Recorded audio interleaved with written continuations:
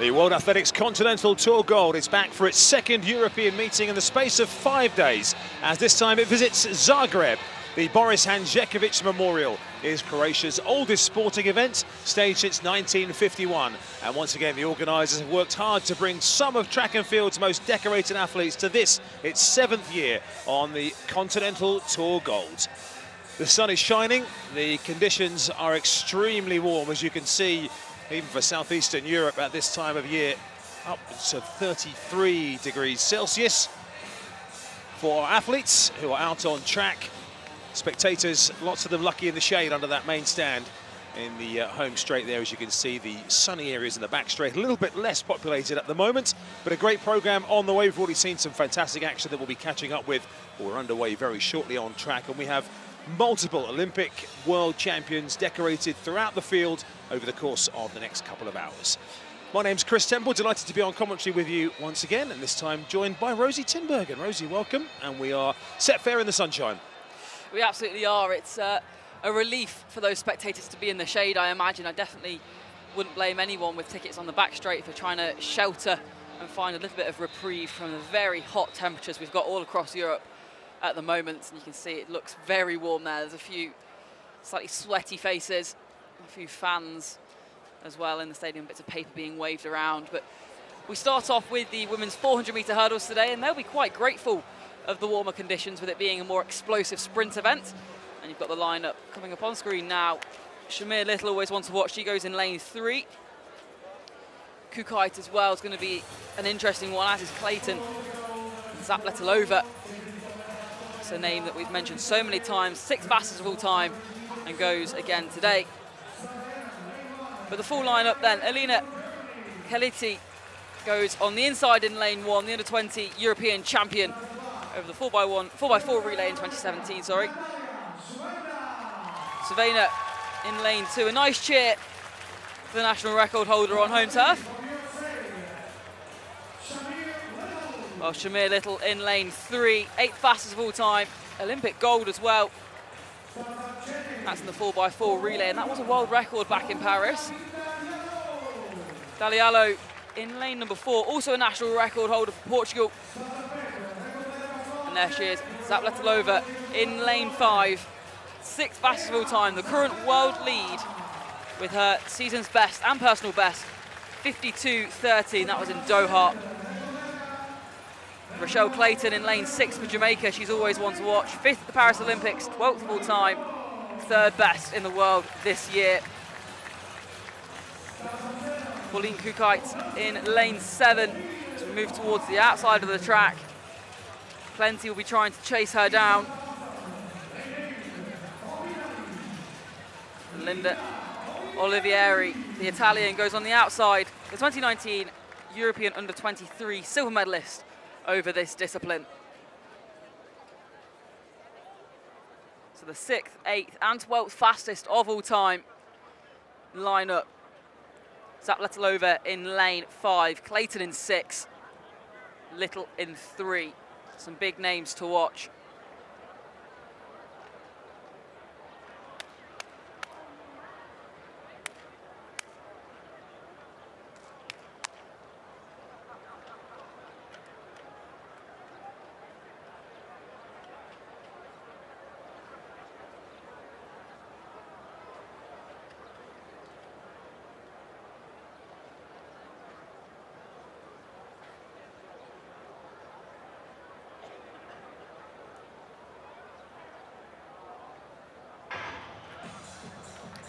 Well, smoothly away in our first race of the day, and Clayton already getting out strongly and trying to close in on Kukait outside of her.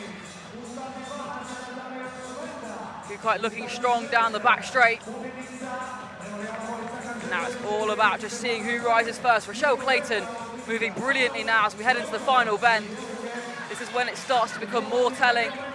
Kukait really pushing on to try and hold that stagger as long as she can. Clayton, the one with the clear lead at the moment. Zapletilova not quite in the mix at the moment, but that can all change in the final straight. She was 5th at the Paris Olympic Games, Rochelle Clayton, but she's dominating here. An easy run for the Jamaican. She blows away the rest of the field, 53.55. It's a very solid way to start. A new meeting record flashes up on the clock on the inside of the track. We'll wait for the timings and the results to be confirmed, as always. And it is rounded down ever so slightly, 53.54 for a dominating win. A personal best for Kukait in second.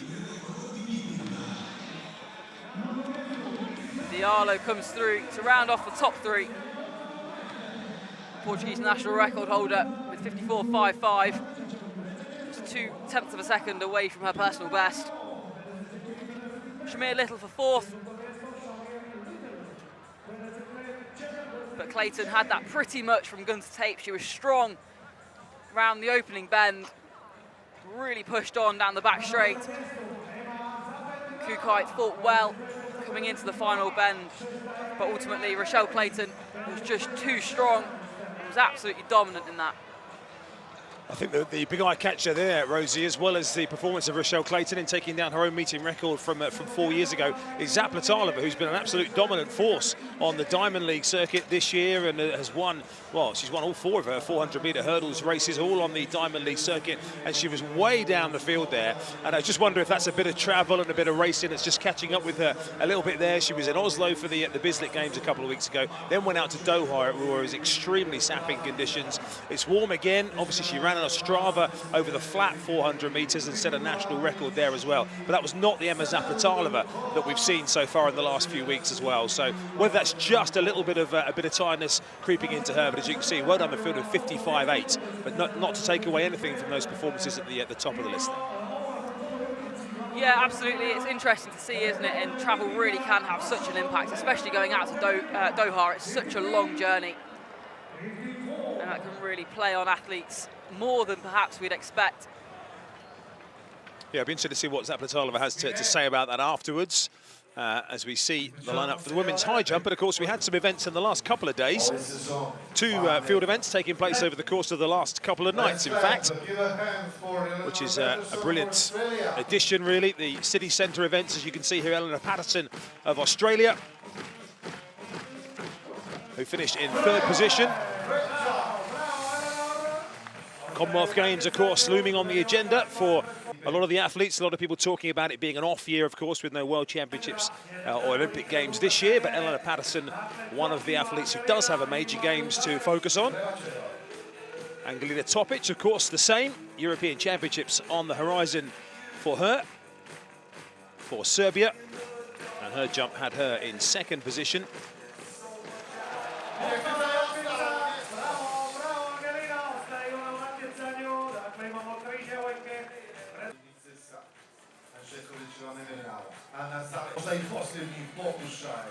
That clearance at 1.95 m, so really good jumping from these athletes. Up in the mid to high 190s. But it was Yaroslava Mahuchik of Ukraine who spoke of how much local Ukrainian support she had. Lots of people cheering her on in her own language as well. As she attempted 197 for the 3rd and final time.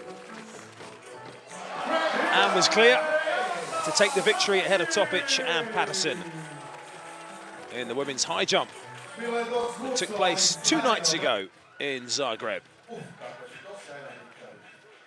And of course, the programs are often congested, trying to get so many top-class athletes within the broadcast window and within I guess, the kind of exposure that they would want. And sometimes we see in these meets, particularly in Europe and some other places around the world as well, Rosie, start to pull some individual events out that can be staged on their own, as we saw there with the women's high jump. Mochik from Patterson and Topic. Yeah, absolutely. I always think it's a great idea as well to have these field events as standalone events, because it just draws a bit of extra attention to them. They get a bit more time on air, on social media. They get the attention they do deserve, which is something that coverage has improved with in recent years. The men's shot put lining up with Tom Walsh.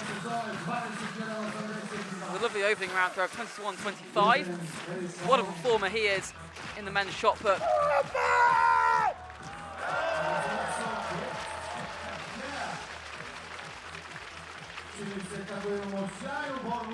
Tom Walsh, another one with the Commonwealth Games on his agenda for New Zealand. I just love seeing Tom Walsh finally in sponsored kit as well this year. For so many years, of course, some of the field event athletes have been struggling to get the sponsors. It's brilliant to see Tom Walsh has been taken on board by Adidas, a manufacturer colleague at least of this gentleman, Leonardo Fabri.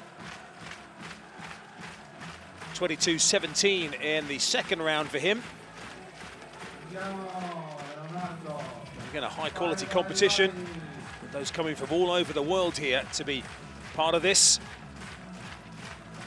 And Fabri in this temporarily constructed shot put arena once again going sailing out over that 21-metre line. And it was measured at 22 metres and 21 centimetres for Leo Fabri. That was in the third round. And that one at the time put him into the lead.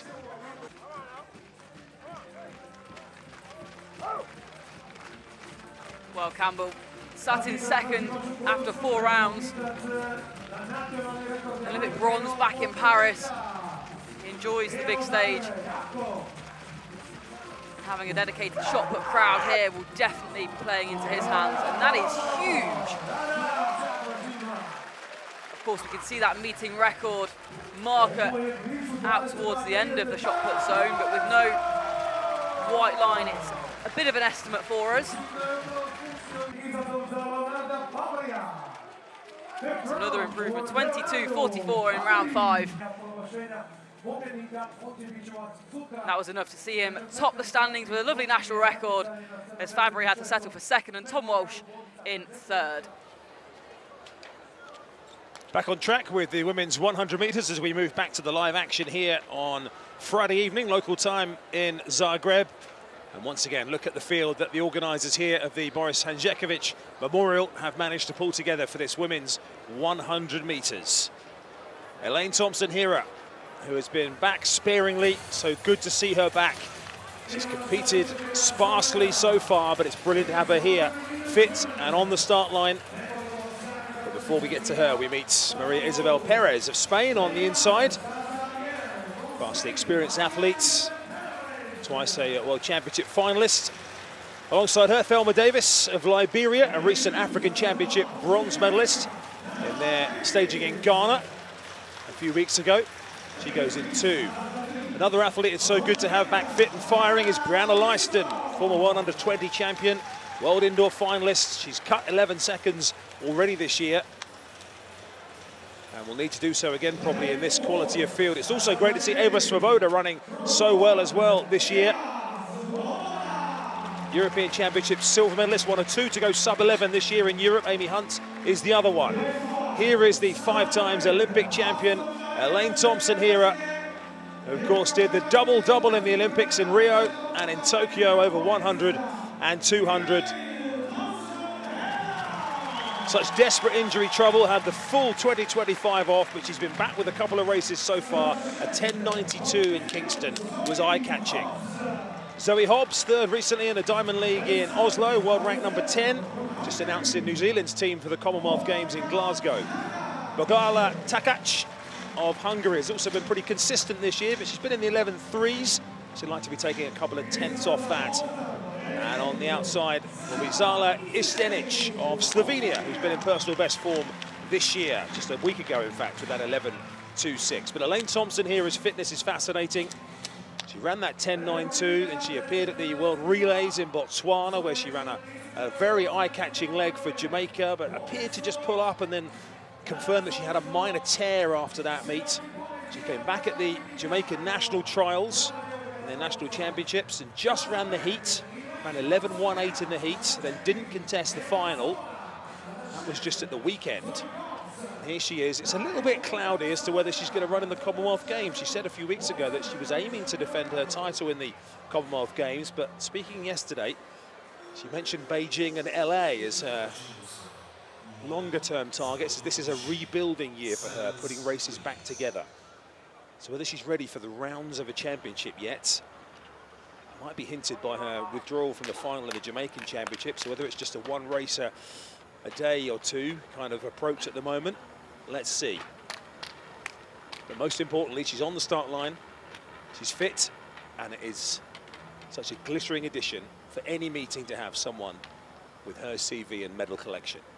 Thompson-Herah will have challenges either side, Svoboda in 4, and Leiston also skipped to the Jamaican Championships in lane 3.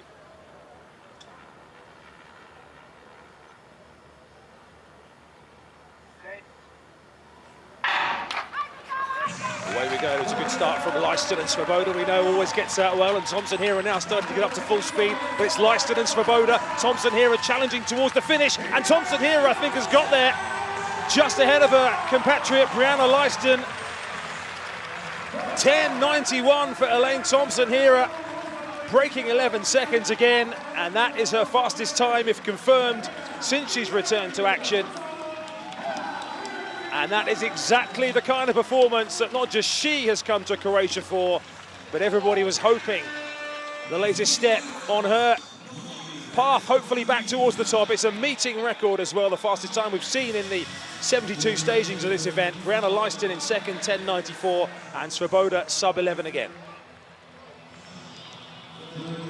Well, that really was something, was it? 3 women underneath that 11-second mark, and you know, for a minute, I wasn't sure Thompson-Herah had it in her to come through. Just thought it might be getting too close. Those 100 meters just beginning to run out in front of her. But I was panicking needlessly. She came through so strong.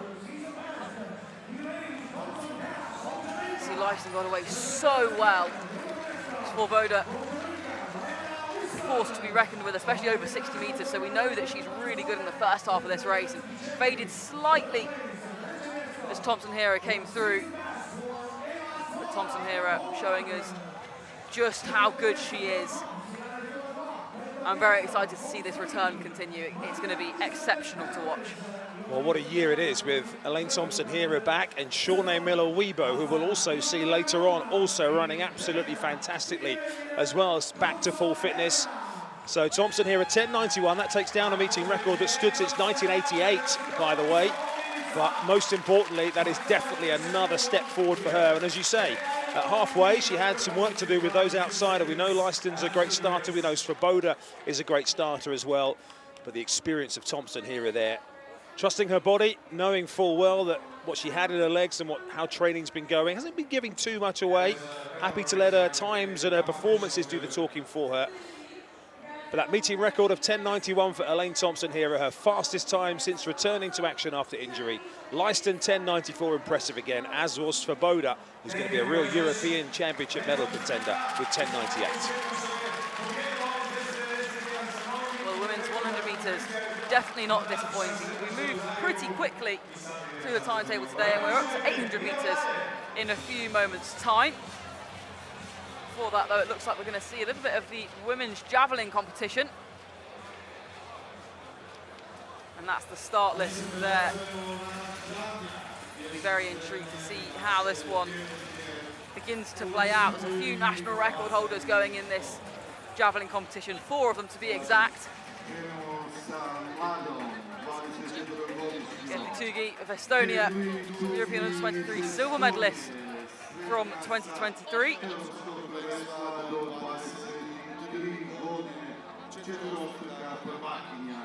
Waiting for herself to be introduced to the crowd. In a very modest wave. Nikova. Another one. Very interesting to watch. The Olympic bronze medalist. And a lot more enthusiasm for Bobric there, the Croatian. Sikakova, the silver medalist in the Under-23 Championships just last year. What can she do this year? She's 23 now, so out of those junior ranks. Hugli introduced the 21-year-old national record holder. Will Trout of the USA waves and goes to continue her preparations. Maria Andrzejczyk, the Olympic silver medalist from Tokyo. Milagosh looking pretty focused. The 2 times European silver medalist in 2022 and 24.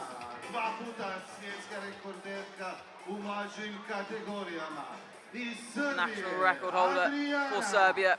She's thrown 63.64 this year. A few metres off her personal best still.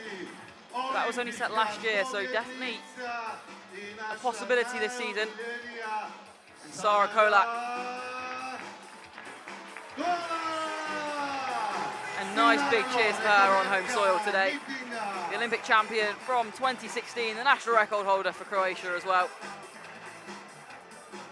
Now these girls will be getting themselves ready. Final preparations for the field eventers. It's always a long process for them to keep themselves warm, keep themselves ready to throw, as these competitions are often ongoing for an hour or so at least.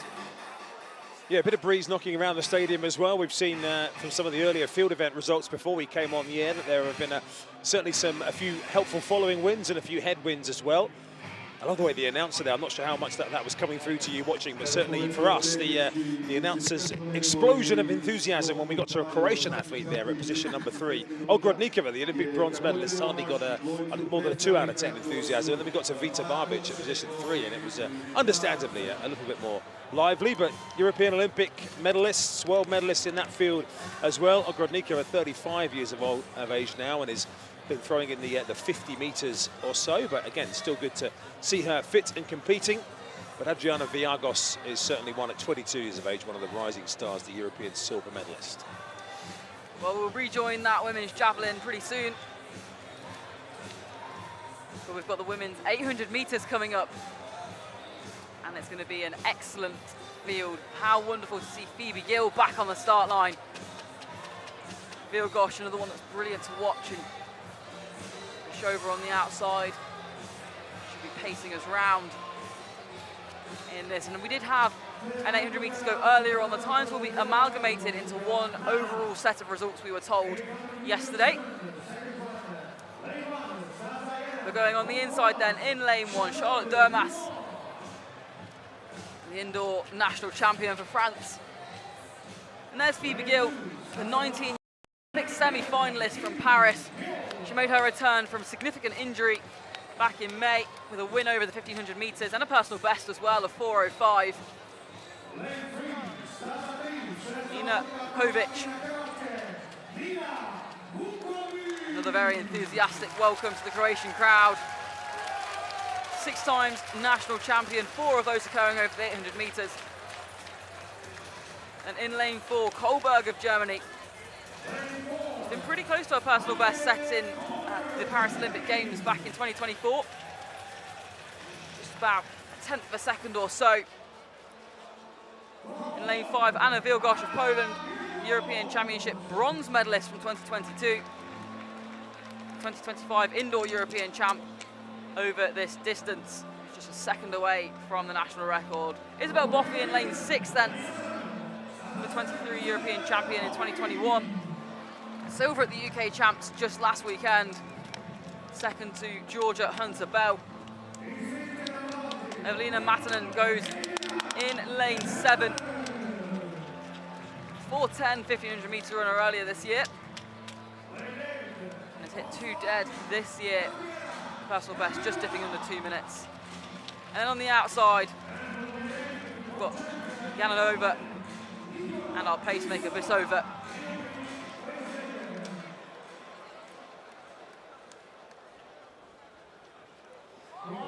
Now, we're looking for around about 27.5 seconds through the first 200 metres, and we're underway pretty quick. That's for a target time of 1:57.75. Keep your eye on the clock and we'll see how we progress through that. The organisers putting on 2 races over the 800 metres today, because we've got so much interest, such strong fields, both of them of a relatively similar standard. Less than a second between them. And a bit of argy-bargy as Petrova gets herself to the front to do her job. And now the athletes begin to settle. It's more of a train-like formation. Well, the high 157s at the minute barely gets you into the top 15 or so in the world, such as the way that 800-metre running has moved on. Interesting to see Phoebe Gill there in the black shorts, just moving out wide to make sure she has a position when they come to the bell. But Gayanova with Colbert just in behind there. Izzy Boffey happily to be tucked in. She normally likes to be well to the fore. But Phoebe Gill, a significant move to the front beyond the pacemaker, as they're pretty much on pace at halfway.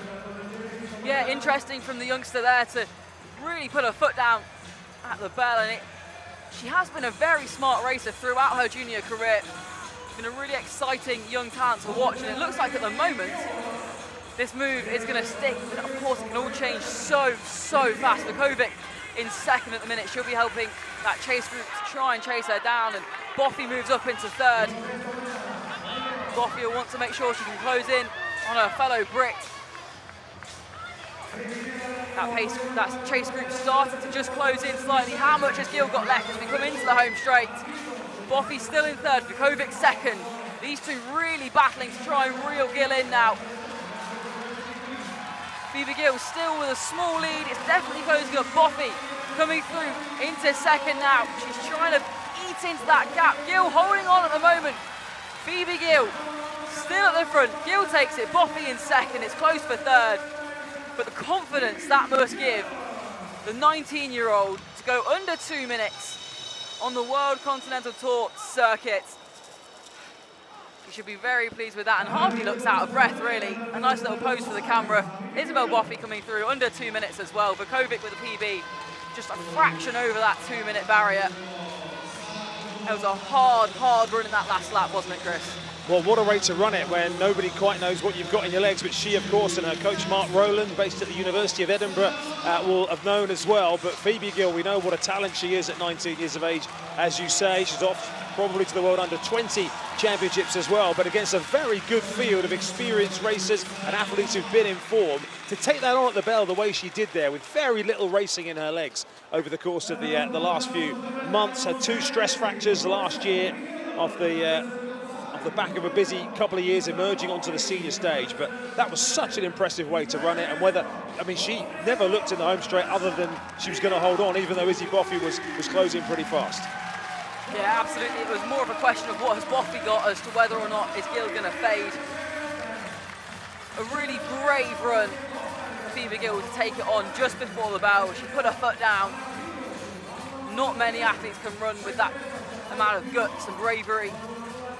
That time as well does put her top of the amalgamated rankings in this women's 800-metre competition when you look at race 1 and race 2. Race 1 was won in 1:59.29, and Gill coming through in 1:59.19. It just about puts her at the top, and an outright win for the 19-year-old Briton. Well, again, she's another one of those, Phoebe Gill, in terms of targets for this year. The most important one for her is to be back racing at this kind of level.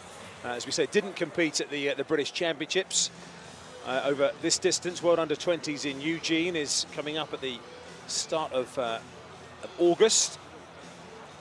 And that will be a big target for her in her final year as a Under-20 athlete as well. Well, you look at the likes of Colbert, who's been running very well this season. She's been in the 158s.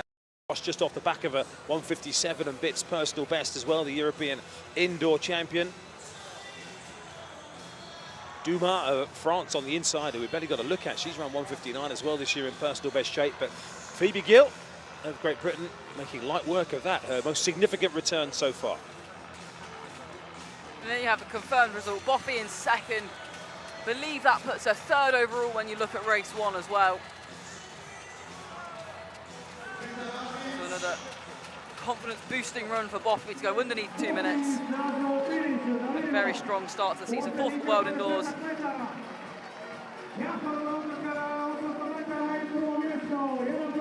Early look at Adriana Viagos of Serbia in the women's javelin. As the athletes at the moment competing to be the first ones to get out over the 60-metre line in this early stage of the women's javelin. We're in the first round. I say 60-metre line, there isn't actually a line there, but 60 metres and 4 centimetres for Adriana Viagos, taking the early lead in round 1. Kolak.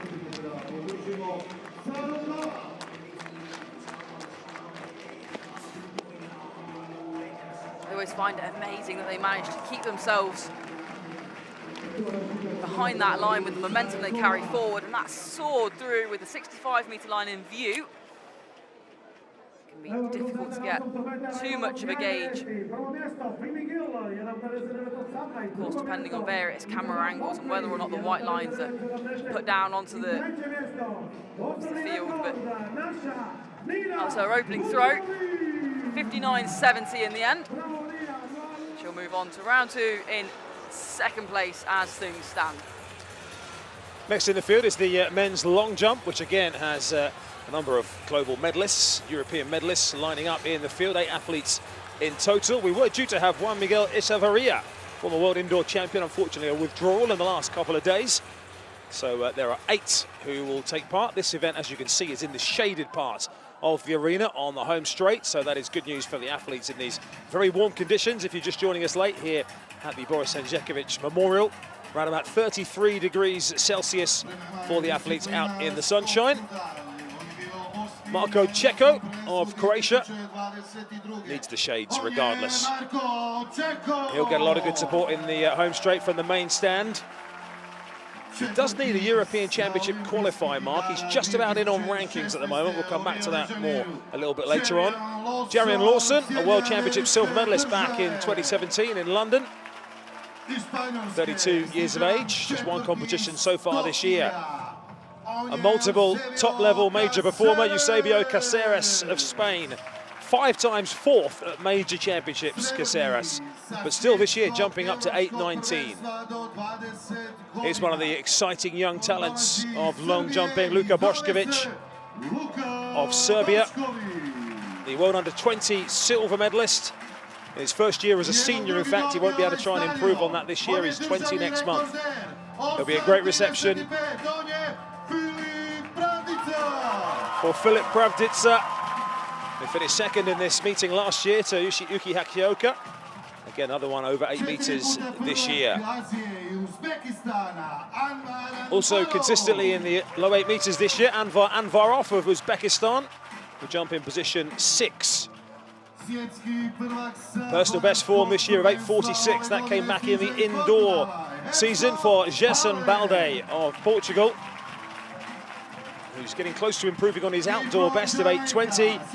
And here is the World Championship silver medalist from last year, just fresh off winning the Jamaican Championships in Kingston, Tajay Gale of Jamaica, their national record holder, who will jump in position 8. As we say, a lot of these athletes, some of them do have the European Championship qualifying mark. Athletes don't have to have that qualifying mark. They can get in on world rankings as well, and these events provide a great opportunity to build those world ranking points if they don't get the standard to get in. Next up is the women's 400 meters. And again, we have some inform athletes gathered from across the globe here to take on one lap of this stadium in Zagreb. We begin on the inside with an athlete who is probably better than lane 1, but recent form at the moment, looking to build Branka Herbas, who is ranked 15 in Europe at the moment. Veronika Dradacic of Croatia. Jordan lane 2, 52.46 this year. It's a Continental Tour gold debut for Charlotte Henrich, the 19-year-old from Great Britain, who PB'd down into the 50.5s when she finished 3rd at the British Championships last weekend. Bassem Hamida is off the back of a couple of Egyptian national records this year, most recently in Hengelo last weekend, 50.1. Stacey Ann Williams visiting Europe for the first time this year. She won the Jamaican Championships last weekend in 50.33. Yemi Mary John came agonisingly close to winning the British Championship. She was just pipped on the line by Amber Anning, but 50.23. She's gone sub 50 this year as Yemi Mary John. 2-time South American champion Martina Vale of Chile, also down in the 50 points in Hengelo last weekend. And on the outside, Pau Sevilla of Spain, part of the successful Spanish World Championship relay team indoors in the World Champs back in Torun. 12 athletes have broken 50 seconds so far this year, including 2 in this field, Stacey Ann Williams and Yemi Mary John, who are in adjacent lanes. Pau Sevilla on the outside won this race last year.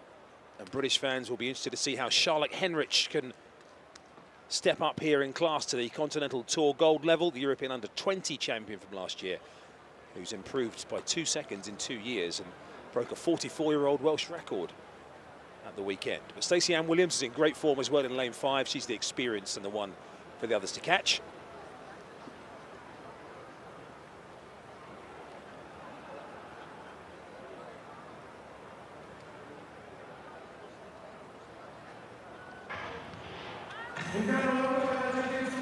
Hamida, as we mentioned, has been in excellent form as well, 50.10 in Hengelo last weekend in lane 4, and she's got Stacey Ann Williams outside her, as we see Martina Vale already taking early part of the stagger out on power, Sevilla outside her.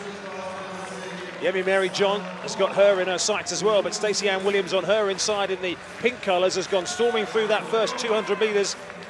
There's others trying to cling on inside her. Hamida inside, and Henrich is running well in the dark colours in lane 3 as well. But it's Stacey Ann Williams. They're queuing up in behind to hope that Williams can fade here. Henrich has run a great first 300 metres. Yemi Mary John in lane 6 trying to close as well. But it's Stacey Ann Williams dominating this one at the moment. John is finishing strongly. Henrich starts to fade, but it's Stacey Ann Williams who wins this one by some margin, and 49.49. A big personal best for Stacey Ann Williams, and a terrific performance as well for her. Absolutely dominant from the Jamaican, who brings that form she showed in winning the Jamaican Championships over to her first European meet and sets the meeting record in the process. 49.48 confirmed. Well, how about that? You really saw her come into her own about 150 metres into the race. It became clear that she was really eating up into that stagger. And that's where she just, from there, accelerated on. There was never really a falter from Stacey Ann Williams. That meeting record, very, very well deserved. She'll come away delighted with that shiny new personal best. And it really does put a marker down for the rest of her season and what we can see her do, especially out on the European circuit with the Commonwealth Games ahead as well. 50 seconds flat was her own previous meeting record from a couple of years ago. So she's getting used to posing with that banner. But again, that's just ran her own race there, set out with authority from the early stages. Hamida, in the end, coming through for third position. Hassan Hamida. And in the end, Charlotte Henrich, who ran very boldly for the first 300 metres, probably just paid the price for that slightly in the home straight, but still broke 51 seconds again, which I know a lot of people would say is an excellent result for her, and to be running in the 50 points consistently twice in the space of a week. As we see here already by halfway, Rosie, that Stacey Ann Williams was leaving some very good athletes behind here. Yeah, she certainly was, and that's where it just became so clear that we're not just going to see her win, but we're going to see her dominate, and what actually can she do in this. But you mentioned about the consistency for Henrich there as well, and it is really impressive when athletes can start to string together those performances. It shows that it's not just a one-off personal best or a breakthrough run, but actually she's cementing herself there, and that's a lot of confidence that Charlotte Henrich will be able to take from this performance, despite perhaps it starting to bite in that final stretch. Yes, a brilliant consistency being built by her as well. Yemi Mary John coming through well for second place in the end, 50 points at 3-3, back in London these days, based with her previous coach Alan James after her stint out of the NCAAs. But Stacey Ann Williams, so not everybody turned up to the Jamaican trials. There were some stars there.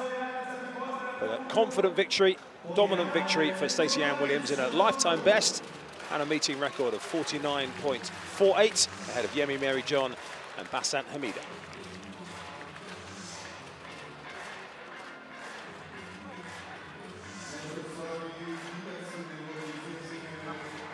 That is the fifth fastest time of the year, by the way, behind Oakley, Paulino, White and Onajuvevo. Well, Hugli, in the women's javelin competition, she's just 21 years old. And that's another one out towards that 60-metre region by the looks of things.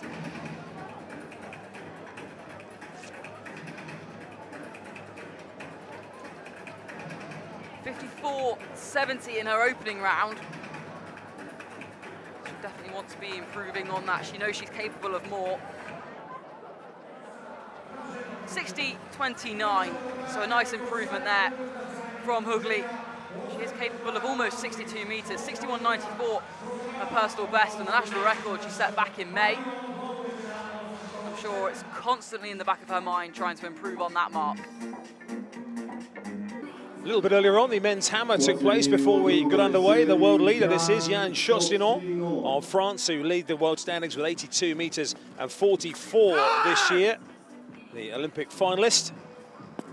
And he headed that one out towards that 80-metre line and over it, in fact. I know the organisers were hoping that conditions would be favourable enough for the throwers to get out over 80 metres, and Chaussinon doing exactly that. As you can see, slightly unfortunate for these hammer throwers that with everything else going on in the programme today, they had to do this in front of largely empty stands as the doors had only just opened earlier on this afternoon. But Yann Chaussinon with 80 metres and 92 in round 2, taking the lead at that point. Mikhailo Coquin, the Olympic bronze medalist, 25-year-old, who's been in personal best shape this year with 82 metres and 38, set a couple of weeks ago over in California. 4th in the world final in Tokyo, when he was again up in the 82-metre regions. And this was Coquin's 5th round effort, sailing out over 81 metres, not far away from that meeting record marker. There have been some very good throws down the years. This region of Europe, of course, very much a throwing region. Coquin impressive there.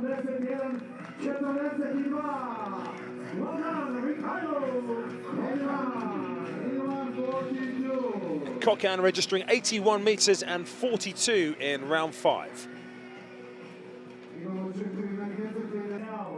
And a man who's had quite a few issues with injuries down the last couple of years or so, Pavel Fidek, the 5 times world champion. This is his first notable meeting of the year. Pavel Fidek, he's been in the 76 and 77 metres up to this point until this one, which he caught absolutely fantastically, sailing out over 80 metres, Pavel Fidek. And the 37-year-old who looks in good shape, and absolutely nailed that one. 81 metres and 89 was where it was measured for Pavel Fidek, which would put him 4th on the list of world performances this year. Not bad when you've only just come back. And he, again, will be building up towards a big tilt at the European Championships in Birmingham, where it will be a fierce competition. Fidek, 81 metres and 89 to take the victory with that, his 5th round throw. Fidek then impressive with 81, 89 with that 5th round effort ahead of Coquin, and Chaussinon, the world leader, finishing in 3rd. Well, back to the track, and we've got the women's 100-metre hurdles up next. One of the most exciting events to watch, and Devon Charlton in lane 4 is going to be somebody that gains a lot of attention on the circuit this year. It's her first outdoor race in Europe in quite some time, since 2024. You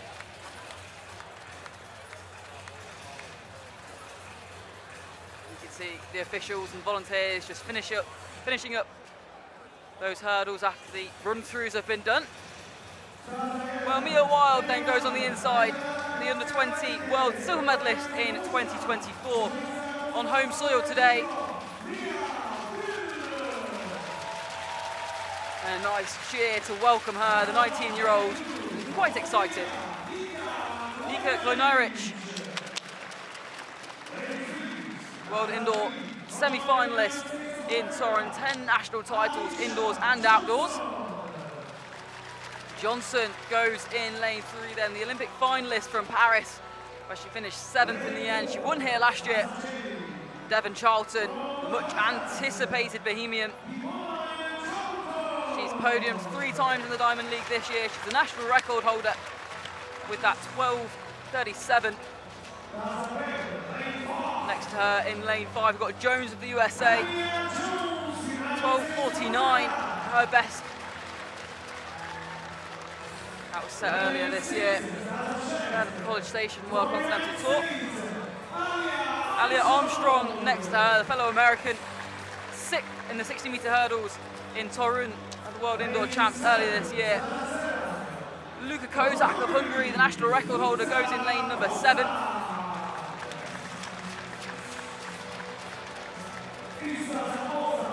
And on the outside, we've got Flumishvan Yanivi looking a little bit nervous. A deep breath just to compose herself. The former under-18 European champion. Now 5 of these 8 women have PB'd this season. We know they're in quick shape. The question is, how fast are they going to go today? Devon Charlton in lane 4, Jones in 5, Johnson in 3. Keep your eyes on those 3.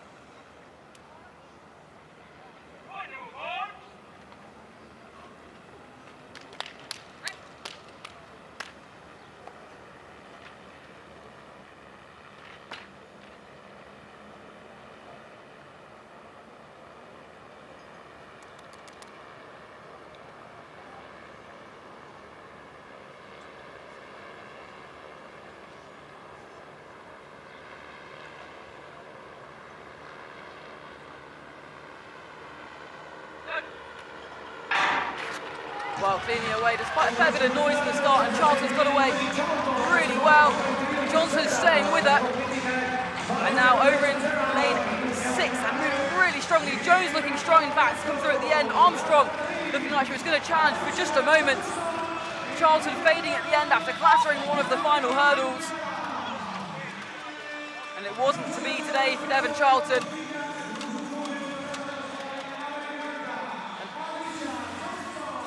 Error that's perhaps not quite like her.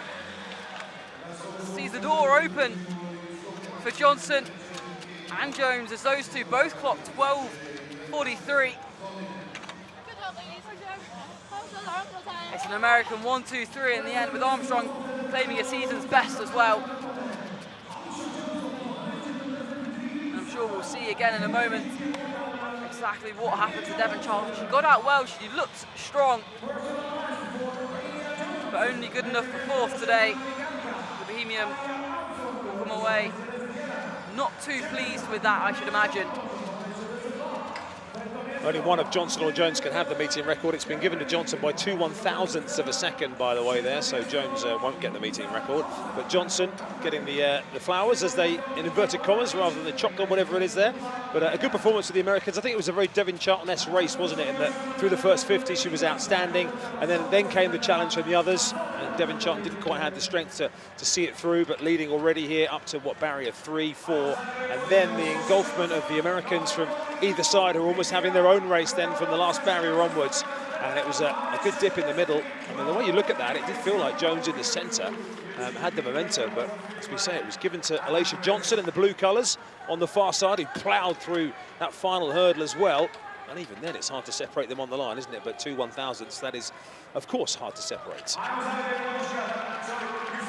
the photo finish doing its job, and you do instinctively lean towards Jones, and it was Johnson that clattered that final hurdle in the end. I wonder what could have been. But Charlton, unfortunately, just not having it in the tank today. Well, 12:43 for Johnson, with smashing that last hurdle as well. I mean, how many steps have we got off that last hurdle? 1, 2, 3, 4, 5, 6 steps. I mean, she's almost falling as a result of of clattering that last hurdle. She leans for the line and the win, but she's got enough forward momentum there that I think maybe didn't have too much of an impact. It didn't seem to check her momentum too much. You don't get many photo finishes where the athlete is looking across, posing for the camera, do you, like that one? But Alicia Johnson, that will be one for the mantelpiece. The victory celebration for the photo finish camera. Yes, an unusual pose, but effective apparently.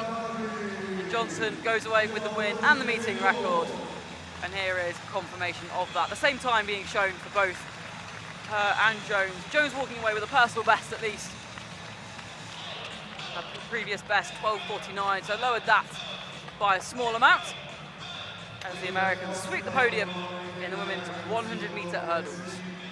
And that time puts Alicia Johnson number 5 on the list for this year, winning it 2 years in a row in this event.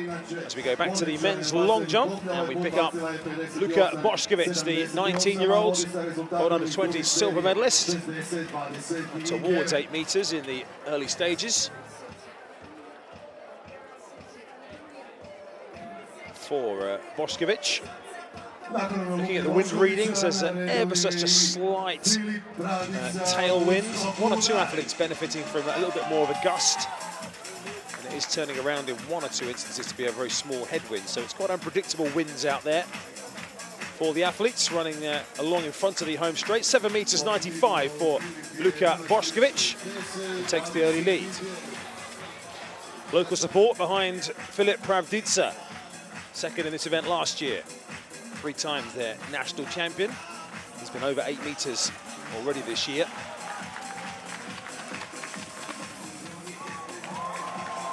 But pretty good on the board there, Pravdica. Very front and centre for some of the young athletes there, getting right out to do the immediate pit exit high fives as Pravdica looks back towards something that's in the high 7 meters by the look of it. Didn't look particularly pleased with it as he shakes his head and wanders out of the pit. We say 8:09 so far for Pravdica this year. That one just over the border in Slovenia. 7 meters 80 for Pravdica, has him in second position in these early throws. Anvar Anvarov of Uzbekistan, who's been on the Diamond League circuit this year, around about 8 meters or so. He jumped 8:01, in fact, in both of the Chinese Diamond Leagues for a 3rd and a 5th place finish, did Anvarov. Closing in on his personal best this year, 8:19 this year, personal best of 8:25. It's a good speed on the runway, and as you can see, that helpful purple line or pink line on the indicator board there, just showing where the lead is held for Anvar Anvarov. 7 meters 98, and that is enough to put Anvarov in the lead in round 1 as we edge towards our first 8 meter jump of the competition of the year. Back we go to the sprint straights and the men's 110 meters hurdles. And once again, we have athletes who are regulars on the Diamond League circuit coming to Zagreb for this one. Not least the world champion, Cordell Tinch, lining up in 5.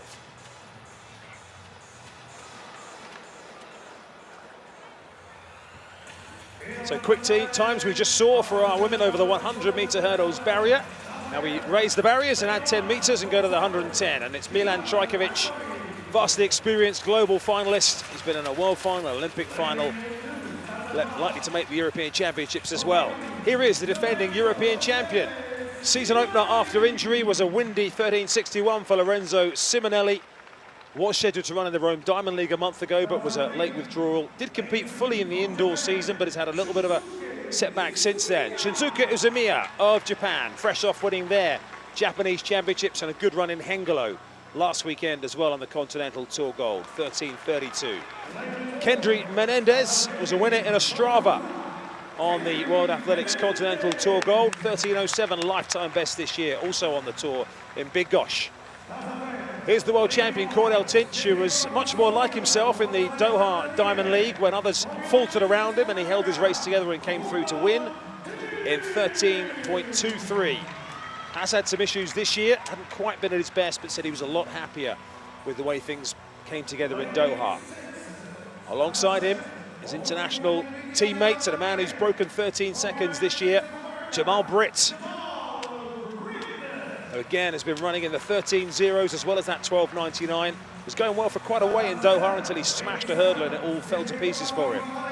The world indoor champion over 60 meters, Jakub Szymanski of Poland, won it on home soil, of course, in Torun. A little bit below his best outdoors, 13.5 he's been running this year. He's capable of 3/10 or so better than that. And here's the European under-23 champion, Enzo Diesel of Austria. 4 of these athletes are due to run in the Diamond League in Paris on Sunday, all being well with the weather. 1 or 2 question marks over the heat as to whether that meeting will go ahead, but 4 of them are due to be there. Those in the centre lanes. A lot of eyes will be on Simonelli here, whose expectations I think will be modest, but just about getting back and racing. As a defending European champion, he gets a wild card into the European Championships for Italy. He's in lane 2, coming back from injury. But Tinch and Britt, who race each other regularly. Menendez, the Cuban,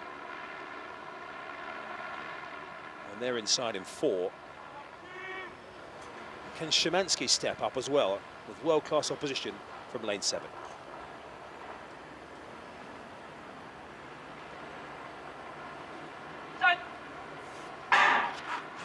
Well, a very quick set and away, and it was Izumiya of Japan who was first to rise in lane number 3. Menendez alongside him. Tinch has got some work to do here. Izumiya, and now Britt coming through with Menendez in the centre. Might just be Jamal Britt coming through with momentum, 13.01. It was very tight on the line there as Britt came through late on. Menendez and Izumiya ran a great race. Cordell Tinch wasn't really a factor, the world champion. And the official time, 12.98 for Jamal Britt, and that is another lifetime best for him, improving on his mark from Los Angeles a couple of weeks ago. Yeah, I thought that was a brilliant run from Jamal Britt. Cordell Tinch, I think, will come away slightly disappointed. He just never really found his stride, did he? Never really got into his running. Izumiya given second in the end, with a personal best of 13 dares. Menendez 13.02. But Menendez was perhaps just slightly closer to Britt in the end than that, but apparently this time round, Britt is the one to equal the meeting record. Izumiya, I think, will be delighted with that performance, taking off over 1/10 of a second from his personal best. Well, Jamal Britt, we see him racing regularly. Won twice on the Diamond League, and he'll go to Paris in good spirits after that. So we watch this again. Third from the right, Izumiya got a great start, rising at the first barrier. Tinch already here is half a metre down on some of those outside him, and almost got engulfed. Izumiya then challenged by Menendez. This is where Jamal Britt started to exert himself and really got his dip right as well there, Jamal Britt. But some great runs from the first 3 there. Personal bests all round for the top 3, showing these are really good conditions for sprinting in the warm here. What a finish that is, the real lean, good textbook way to show how to do it for young athletes there. And Izumiya, as you say, taking a good chunk, even though he smashed into that hurdle, Izumiya, and then hit the next one as well. So not the cleanest run for Izumiya, and he'll know that sub 13 is not too far away with a cleaner run. Yeah, absolutely, a few technical alterations, and it's in the bank for Izumiya, and that in itself will bring some confidence for him. Crucially, he was clean over the last hurdle, and that's probably what just nudged him ahead into second. But sub 13 is definitely on the cards this season for the Japanese athlete. And there's that lean that won it for Jamal Britt by 2/100ths of a second ahead of that personal best for Izumiya. A tie of the meeting record for Jamal Britt, 12.98, the fastest run of his career. Izumiya and Menendez also with personal bests. And the world champion Cordell Tinch edged down into 4th.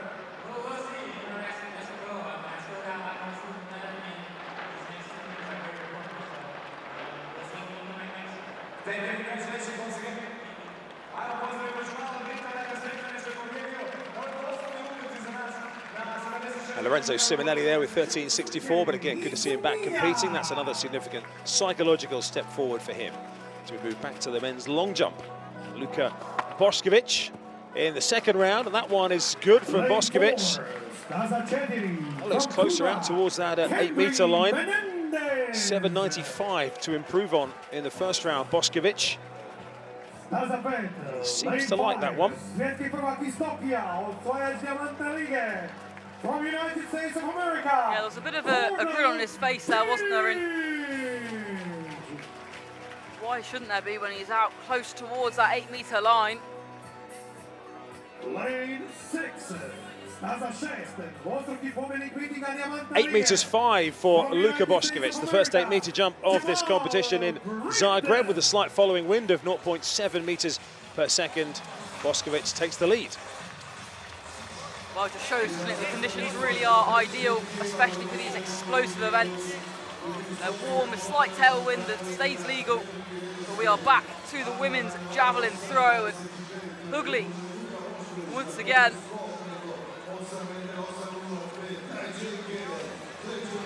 had a strong competition so far, has led pretty much from the start.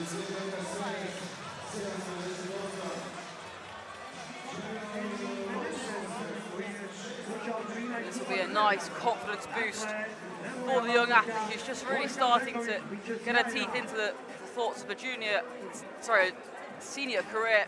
61.14 for her in round number 4.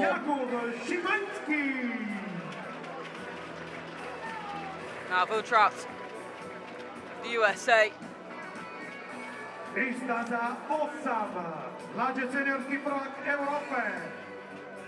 From Austria, Enzo. She watched that, it soared through, didn't it?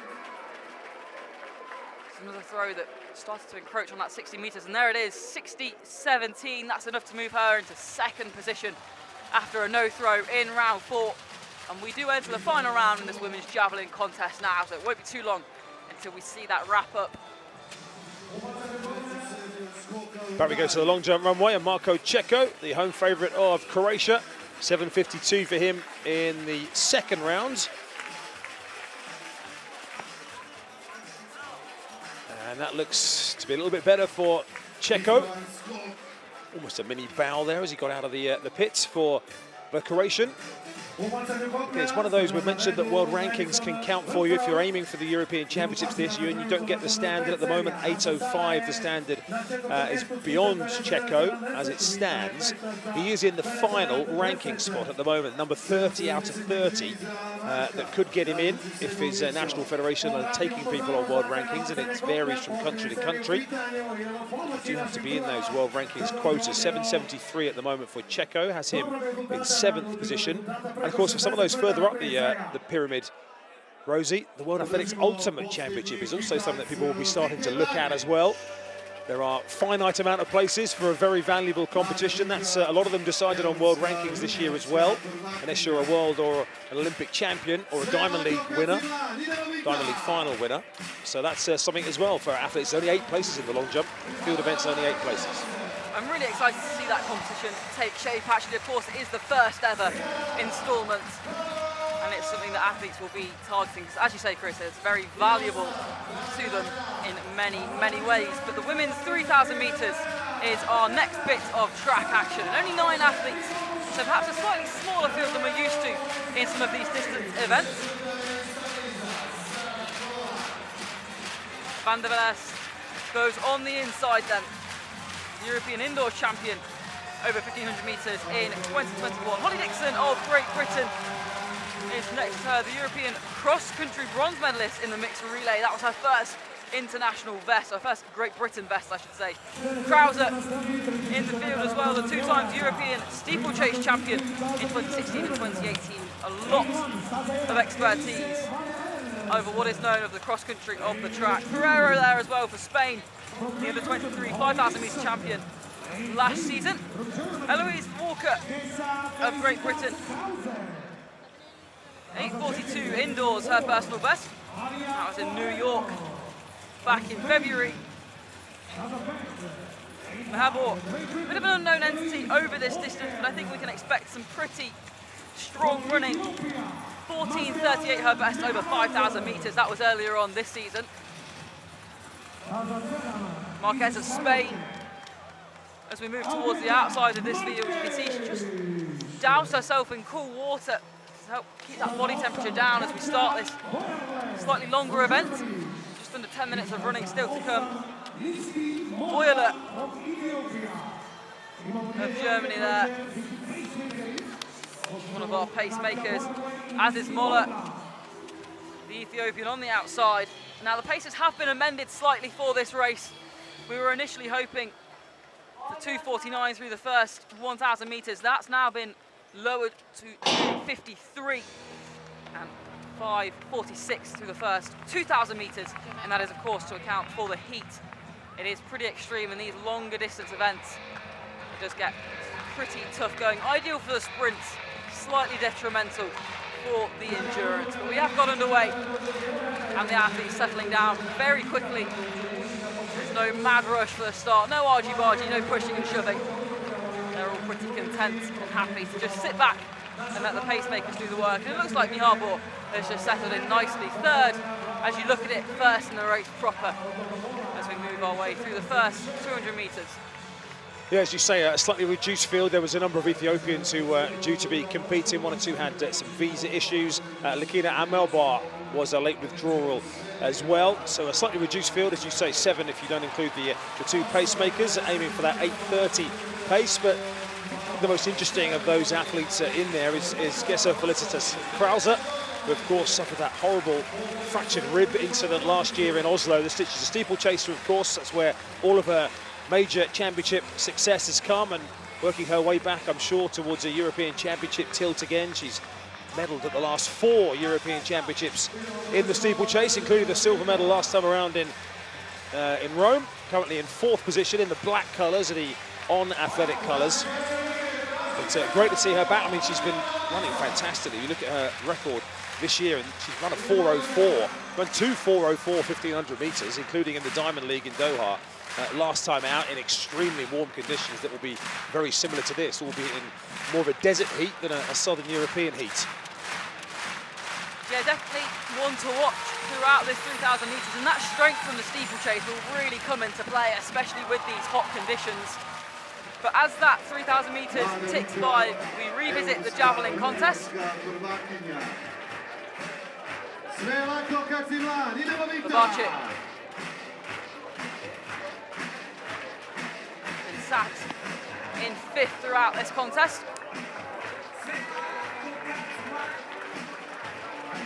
She says, well, it's okay.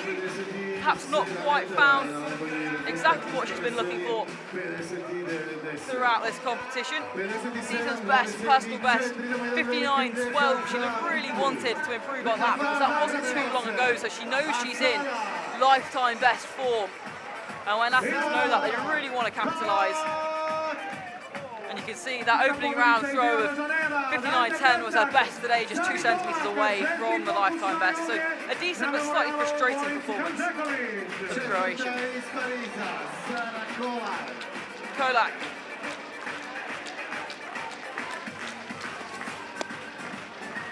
Huge stride of momentum towards the white line there, and it's another one that sails around that 60-metre mark. The plaque just tucked in to not interfere with the flight of the javelin as it's released and soars past her ear. Lane 1, Stazelan, Elise van der Elst. Lane 2, from Great Britain, Holly Dixon. Another one that's relatively happy with that throw. And it is her best of the day, 59.82.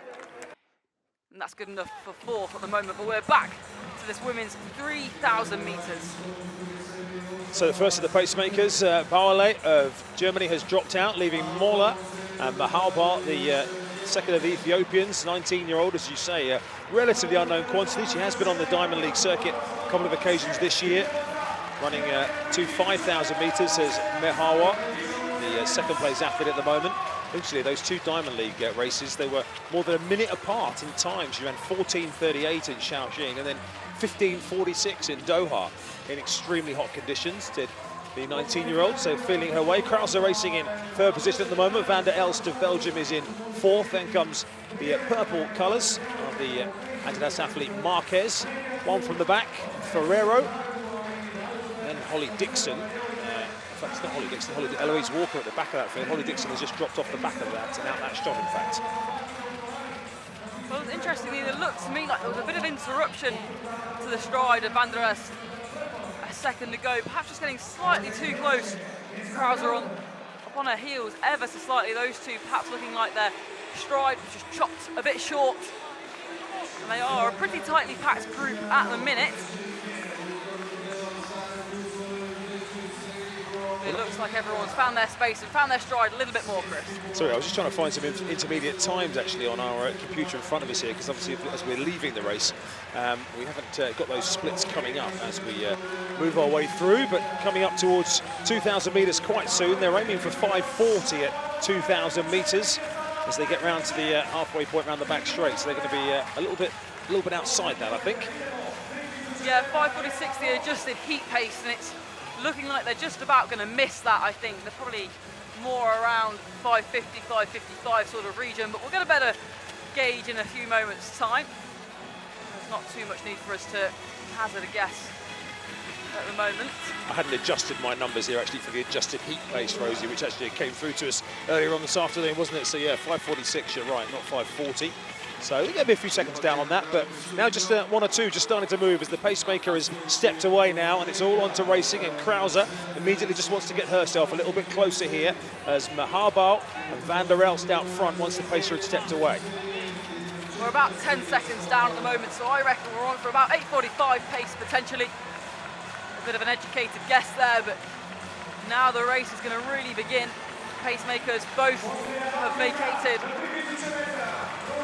And it's going to be where the tactics come into play. Less than a kilometre to go. The heat will really be starting to take effect.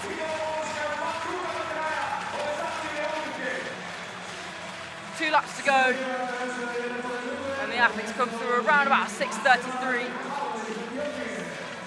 Harbour looking quite comfortable there, and Moller still actually in the race despite only being set to pace through to 2,000 metres. Yeah, that confused me, that, when she wasn't in the first 2 or 3. You're right, she is still in the race. Moller, as you can see, she's got the P just behind Maharbal. She's got a P on the front of her vest there to signal pacemaker, but she's continuing to run. So they've got about 600 metres to go here. Maharbal out front, but look at the clustering up in behind here as Krause once again gets herself off the curb. Marquez is the one in the purple, the shorter figure behind Krause. Van der Elst has just shuffled back a couple of places. Eloise Walker of Great Britain. Scotland, just named in their Commonwealth Games team, is also happy to run at the back of the field at the moment. And the pink colours, the Puma colours of Maria Ferrero, the European Under-23 champion, one from the back of that cluster as well, as they come through and get ready to take the belt. Well, it's going to be a really interesting burn-up now, as all of the athletes are still pretty much in contention. Krause getting herself in a strong position. Mihalbo unrelenting, holding her line really, really well, and Krause is forced to just drop herself back onto the inside slightly, save herself running too much extra distance. Moller up on the shoulder of Krause at the moment, and Krause now deciding to make her move down that back straight. She's the one that hits the front. Mihalbo doesn't want to let it go, she's stubborn on the inside, and as Serge puts her back in front, she opens up a gap of a couple of metres, and a slight wobble there from Krause as Moller then moves herself into second. We expected her to drop out at 2,000 metres, a surprise for her to still be in the race. Krause really pumping those arms hard now. She's working hard to stay in that third place position. Moller up onto the shoulder of Mihalbo. Can Mihalbo hold on to it? Moller's really working hard to get past her now, and she does. These two still very, very close. Moller, the person we thought was going to be a pacemaker, cuts in. She's the one that takes the win. Stops her watch, 8:44. Mihalbo in second. Krause, I think, in third. Now that is a bit of a surprise and perhaps not an outcome we'd have expected, Chris. Well, very rarely an outcome you expect when the pacer stays in the race and goes on to challenge. And again, I mean, Krause, I wonder what she's feeling about that, because ultimately the presence of the two Ethiopians probably spurred each other on there in the finish straight and shut the door on Krause completely. But Moller, officially a pacer, but now a race winner. Not the first time, not the last time. We'll see a pacer stay in the race. They're sharing the prize by the look of it. Both lifetime bests for the two 19-year-old Ethiopians. But Krause again, an impressive run for her. 8:45.3 is a lifetime best on the flat over 3,000 metres for Krause, which is slightly surprising. And Marquez, in the end, just had a little bit too much to do. Yeah, it'll be interesting to know, wouldn't it? Just the conversations that had gone on between Mihalbo and Moller pre-race. Wondering how much of this Mihalbo was privy to, as to whether or not Moller was intending to stay in the race from the get-go, or as to whether she just felt really good and thought, hey, I can drag them around a little bit further here, and then thought, hang on a minute, actually I could win this. Yeah, I suppose if an athlete is feeling good, I mean, ultimately it's much more useful, I'm sure, for the athlete if 3,000 metres is something in their range that fits in with their training and their aims, that to actually run a race over 3,000 metres rather than to jack it in at 2K. But a good race, good to see Krause again. I've talked a lot about Krause, but having had the accident, the injury that she had, it's so good to see her back contending. be a big force in the 3,000 metre steeplechase at the European Championships. So a rare small field over this distance, of course. 3,000 metres, not a championship distance outdoors. So some of these athletes running some over-distance work. The likes of Holly Dixon was over-distance there. She's more of a 1,500 metre runner exclusively. Some of those maybe prefer a little bit further, like Eloise Walker, British bronze medalist over 5,000 metres just last weekend.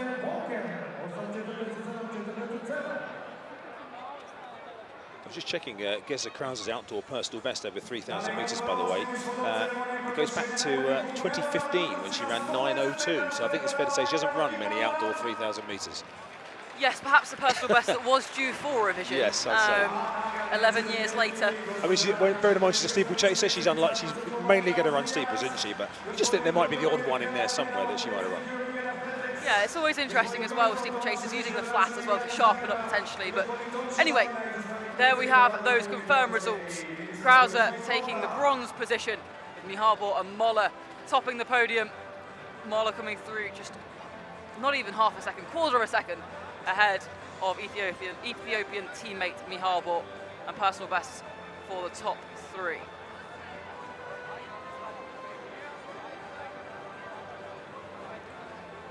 Yeah, that is Krause's first flat 3,000 metres for 11 years. There we go. Here's the victory ceremony, and the reason there is a specific victory ceremony for this race, which is the men's 110 metres hurdles, is because of the memorial, the headline title of this event. Boris Hanžeković, who was himself a sprinter and a hurdler, who tragically died in 1945 in World War II as part of an escape from a concentration camp. And this meeting named in his honour since 1951, when it was inaugurated, Croatia's oldest sporting event, the 76th staging this year of the Boris Hanžeković Memorial, which was won by Jamal Britt, who waits patiently in the middle. Kendry Menendez there with the trophy and flowers for third place. 13 seconds flat for Shunsuke Izumiya of Japan. Lifetime best performance for him, and but for one or two hit hurdles, might well be thinking there was a 13-second, a sub-13-second run for him out there today. His time will come. Again, the Asian athletes have the Asian Games as a target at the end of the year, as well as the World Athletics Ultimate Championships as well. And a good run for Izumiya, an event like this, will have a big impact on his world ranking and the potential to get himself into the World Athletics Ultimate Championship. And it was a lifetime best performance of 12.98 for Jamal Britt, who tied the meeting record as well. That meeting record has stood to Mark Creer of the USA since 1999 as well. So that's a really good performance in excellent sprinting conditions, very little wind, warm temperatures, and Britt continuing his very consistent form, which will put him right in the shake-up for some big prizes in the World Athletics Ultimate Championship. As we say, the ranking points that can be earned, this meeting is on a par with European Championships, area championships, in terms of the value of the points that you get from Continental Tour Gold meetings. So it really is a great place to run fast times and place yourself well. 3 trophies, and the biggest of all in the Boris Hanžeković Memorial for the USA's Jamal Britt. Try getting that in your hand luggage. It definitely won't be an easy one to transport home. I hope he came prepared and ready for it. But that is a very spectacular trophy, and one that is very fitting for the memorial, of course. Here we go, back to the long jump with Anvar Anvarov. The lead at the moment held at 8.05 by Filip Pravdica. That one is looking good as well, beyond 8 meters for Anvar Anvarov of Uzbekistan. Again, little wind to impact the long jumpers here on the home straight in front of the main stand. But Anvarov really attacking that board. The hitch kick through the air. Reaching out with that full extension. Let's see where that one comes in for Anvarov. 8 meters 25 for Anvarov. And that equals his lifetime best performance from last year. To take the lead and set a good marker here. Jarian Lawson at the USA. Just his second competition of the year. He only managed one legal jump in his previous competition over in Cleveland. That was 8:04. So in that one jump, one solitary jump, he showed he's in good shape. This is round 3 for him. And good again for Lawson. Quick through the air.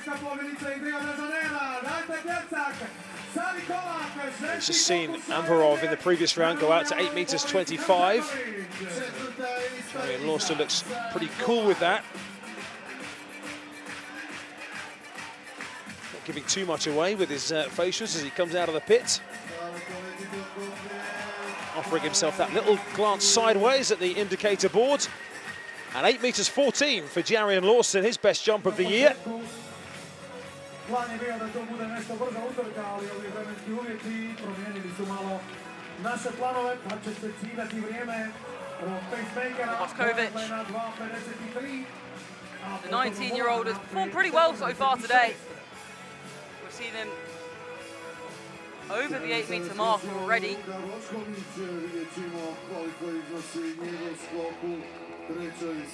Another one that really was able to attack the board, open up that stride, and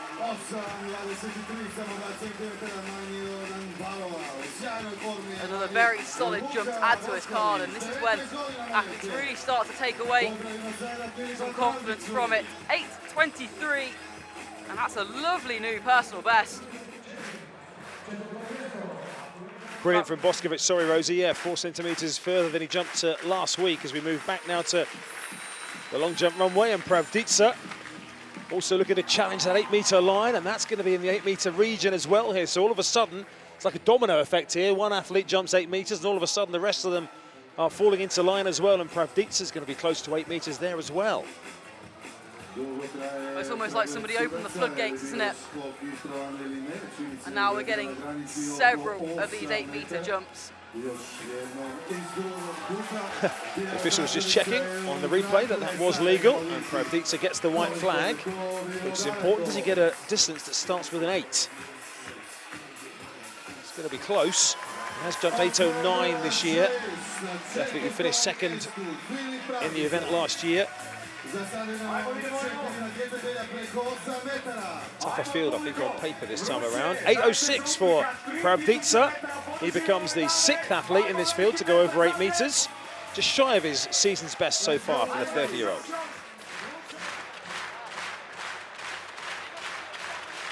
Athletes gathering on the back straight for our next event, but first, let's wrap things up in the field. Well, the women's javelin contest has concluded, and it is Hugli that takes the win with that 61.14. An excellent scalp for her in this women's javelin contest. Will Trout taking second with 60.17, and Villagosh with 60.04 for bronze. That was her first round throw. And that wraps up our women's javelin contest. Before we head back to the track, the men's 1,500 meters up in a few moments' time. And I imagine those clappers in the stands are being multi-purposed for fans today because it is very, very warm. This is going to be a hot race as well. There are 21 athletes lining up. This is just the first page of those in the men's 1,500 meters. This is going to be a busy one over 3 3/4 laps.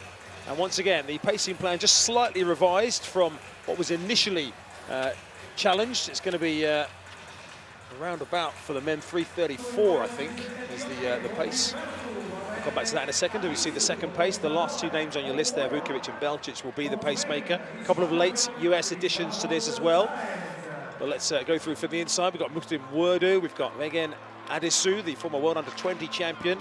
There's Palmoya in the Barcelona colours for Andorra. Carlos Sainz is not there, who is due to be...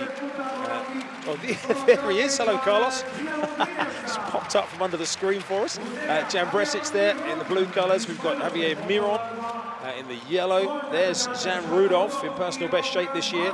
His teammate from Slovenia, Roch Marquez, alongside him. Sam Gilman, Golden Door Championship finalist last year in the Nike colours. Piero Aresi, European bronze medalist, Olympic finalist, bronze medalist Jakob Ingebrigtsen In Rome, Jack Anstey of Australia, who's also been running well. Joe Wascombe of USA. Peter Sisk. He's one of those with the European Championship qualifier already. Tim Verbandert has been switching between distances, 5th out of 1,500 metres today. Romain Mornay. Cathal Doyle, who's again looking to put a few performances together here to get himself qualified for the European champs. Nathan Green, the USA NCAA champion last year, US indoor champion. Sam Prakel held on well to win in Hengelo. And then the pacemakers on the outside, Vukovic and Belcic. So actually 20 in the end will line up for this one. Men's 1,500 metres. The revised pace in these hot conditions, we started at around 33 degrees, aiming for 3:34 pace. Belcic should have taken them through 600 metres in 1:26, and then Vukovic to 1,000 metres in 2:23, which will lead them somewhere towards 3:34 or so. The European Championship qualifying mark, and not loads of these athletes have it, is 3:33.5. So there's going to be an opportunity here with a massive field, Rosie, for this fast pace to maybe tow one or two through to that European qualifying mark if conditions allow here. Yeah, absolutely. I think 1,500 metres is kind of on that brink of the heat helps, but you don't want it too hot. It's just bringing into that middle distance, isn't it, really? But it could be very interesting here, and it is a very, very busy field. So opportunities definitely do lie ahead if athletes can race smartly here. We don't want anyone putting themselves in any dangerous positions, getting feet caught and things like that. And it is definitely a race where these athletes need to be tactically aware as well as kind of gutsy to be able to go forward and really try and grab that time. So 55 through the first 400 metres. So behind the two paces, Peter Sisk, and then we've got Werku of Ethiopia. Carlos Seiss is there as well, and Nathan Green racing in the Adidas colours as well, who beat Cole Hocker and Yared Naguse amongst others to win the US indoor title. Just tucked in behind Carlos Seiss, we've got Sam Prakel's a little bit further back. In fact, he's right further back towards the field at the moment. Also, we've got Paul Moya of Andorra in those Barcelona striped colours, racing in about 6th position at the moment. Jack Anstey, dark colours with the sunglasses of Australia, is also well to the fore at the moment. And Aracey, the European bronze medalist in the white colours, also just moving past a couple as they come through on this occasion with 2 laps remaining. The first of the pacemakers, Belcic, has moved away. So 1 pacemaker remaining, and Peter Sisk is leader at the moment, and quite a few others just making sure they're in touch here because the field is quite strung out, Rosie. Yeah, it certainly is, and it's really important now that these men don't get themselves boxed in, because that could be the end of their attempt at getting that qualification standard that you mentioned, Chris. This is the point where they do have to be really aware of their positioning and what they can do to keep themselves in contention, because the distance to cover any gaps from the front to the back of the race here is really quite significant now. So they're looking at 2:23 through 1,000 metres or so, so we're going to be getting close to that now. And the pacing is, well, pretty much spot on there from Belcic, who steps off and leaves Peter Sisk out front then. European qualifying standard, 3:33.5 here. Quite a few of the athletes in this field do need it. And look at the bunching up as Sisk takes them through the bell and around about 2:36.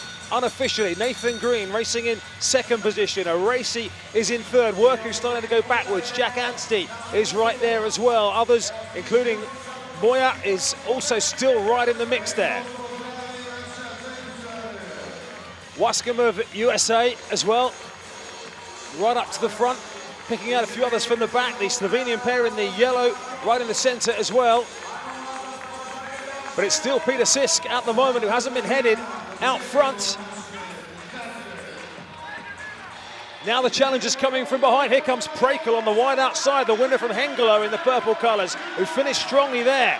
So Sisk and Green, and the challenge is now from Mornay down the outside. Look at Prakel wide out in lane 5, lane 4 rather, but it's Nathan Green, the US champion indoors, who's going to hold them all here. And Green wins it, 3:32.4. There may well be some European qualifying standards in behind that as well. So keep an eye on the results as they scroll through. But Nathan Green coming over to Europe and getting a superb job done in a huge field, positioned himself really well, right at the front 3 or 4, wasn't he? Out of trouble the whole way round, and gets rewarded with a great win. Absolutely, and that's how to do it in a busy 1,500 metre race. It was a really, really important one to get that tactically correct as they came through. You could see as they were coming into that home straight, round the final bend, into 100 meters to go, they were 4 or 5 athletes abreast. It was absolute chaos in those closing stages, and that's why positioning is so, so important. Monet coming through for a 3:32.53, another season's best, and Worku getting a personal best, 3:32.71 to round off the top 3. Those results taking a second to click through because it was just so busy, and photo finish having a fair bit to do. Well, that will be a European qualifier for Mornay, and he is one that needed it as well. So that's a big moment for Romain Mornay. There were 6 other French athletes who already had the qualifier, so he's still got some work to do to make that French team, but he's certainly given his chances a bit of a boost here. But a really good pacing job done by as well. You've got to say by the 2 pacers who took them through there in the required splits, absolutely spot on, and laid the platform for those athletes to attack that sub 3:33. Yeah, absolutely. Played it exactly right with the conditions, optimised the race for all of these athletes, and that qualification time has been eaten up by plenty of them, I'm sure. Yeah, Piero Aresi, 3:32.76, and you think a man of his class, well, he must not need the qualifying time, but actually he didn't have the qualifying time. So Aresi, the European bronze medalist from last time, was in the rankings position, but now has a qualifier to go with it as well. Tim Verbandert of the Netherlands did have the qualifier already. He's come through in 5th position there, as you can see. I'm only talking about those athletes of the European side of things who are going for that qualifier. There's obviously some great performances in there again from Prekel, with 3:32.90, just outside his performance from Turku earlier on this World Athletics Continental Tour Gold. But Nathan Green, well, that's again a great performance. Man who's had a great NCAA career at the University of Washington, but now in the pro ranks, based in Seattle. Meeting record in Ostrava in the mile earlier on, made his Diamond League debut this year as well in the Rome meeting, over 800 metres. Showing his versatility today by winning over 1,500 metres on the World Athletics Continental Tour Gold. Now we go to the long jump, and it's the world silver medalist Jay Gale of Jamaica, who at the moment is finding himself slightly down the field. But everybody has been tickling 8 metres, and at the moment, Jay Gale is just short of some of the performances of some of the others, and as you can see from the way he's getting out of the pit there, I'm sure all is 100% well with Jay Gale, either with his mindset or his level of performance, or whether he's just tweaked something there as he landed on his right foot slightly awkwardly. Hard to know, isn't it? But he's just won the Jamaican Championship, so he is in shape, but it does look like today maybe something. I mean, it's 8:18, but he's maybe that was all a bit deceptive. Yeah, interesting to see there, and we'll have to come back to the next round and see if we see him again. But Anvarov, the current leader, 8:29, his best so far. Is that the jump we've just seen? It's also one that perhaps doesn't look entirely comfortable as he walks away there. Perhaps just a slightly unique gait. That is an excellent jump. He's really able to hang in the air. The hitch kick proving really effective.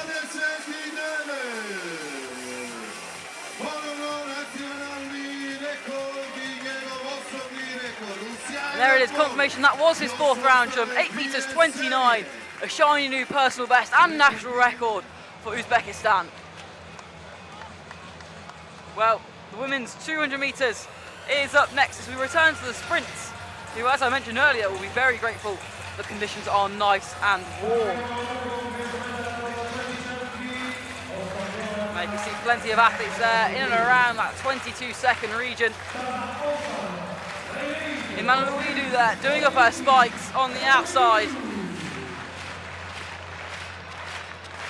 The Greek athletes focus purely on what lies ahead here. The twice European under-23 bronze medalist. Shawnee Miller-Weibo, the national record holder for the Bohemians. Former world bronze medalist over 200 back in London 2017. The very tall figure, very distinctive.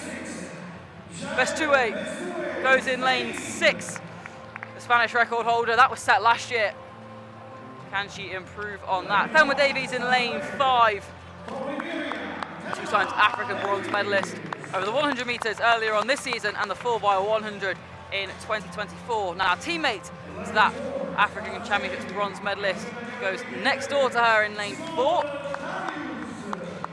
Simone Darius looking very calm. And Dalia Kadari of Italy goes in lane number 3, the European Championships bronze medalist over the 4x100 metre relay back in 2022. A former basketball player as well. Nikola Bandova of Czechia in lane 2. Current national best performance in Ostrava of 17:09 over 150 metres. And Carrillo goes in lane number 1 for Spain. That is the full lineup of this women's 200 metres.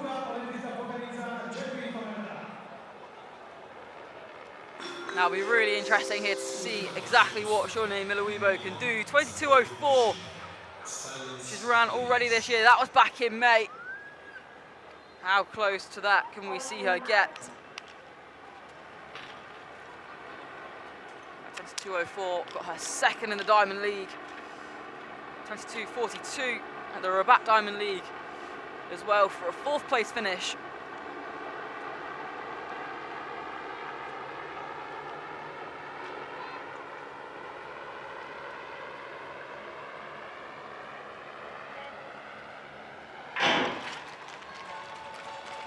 Well, a good start from Bestoué in lane number 6. She's moving well. Now Shawnee Miller-Uibo really gets into her running. The tall, distinct figure, so powerful over on the outside. Keep your eye on Darius as well. She's moving well, but Shawnee Miller-Uibo a class above the rest here. At a canter, she takes this women's 200 metres, 22:19. Shawnee Miller-Uibo. Easy does it.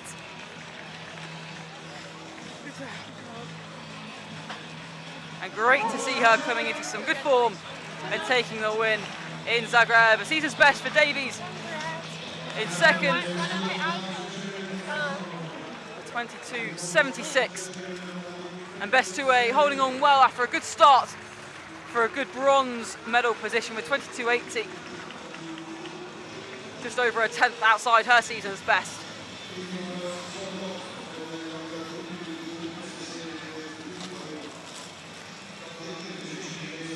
Well, a brilliant run from Shawnee Miller-Uibo.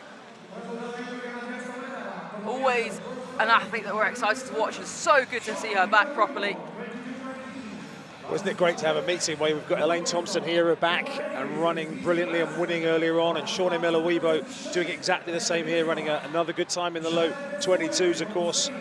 Olympic champion twice over 400 metres, but with the benefit of the outside lane, well, one from the outside at least, I think would obviously help her in this sharper 200 metres to run that bend. But again, look, she's 3 or 4 metres clear there. And already, she's won 3 Diamond Leagues already this year. Twice second to Sharika Jackson in this event as well. And when you look at the world list this year with Gabby Thomas, Adija Hodge, Julian Alfred, Sharika Jackson and Shawnee Miller-Uibo towards the top end of it. The 200 metres is absolutely stacked. Of course, it's an off year, so the Ultimate Championship will be very interesting. But Commonwealth Games for Miller-Uibo, if she wants to do it, I haven't read anything about her intentions for the Commonwealth Games. Of course, that will be the next level up, dealing with rounds for Bahamas. Bahamas, one of the Commonwealth nations, so it remains to be seen whether she will appear in Glasgow. But for me, you'd say it would seem like an obvious kind of championship level, next level test, wouldn't it?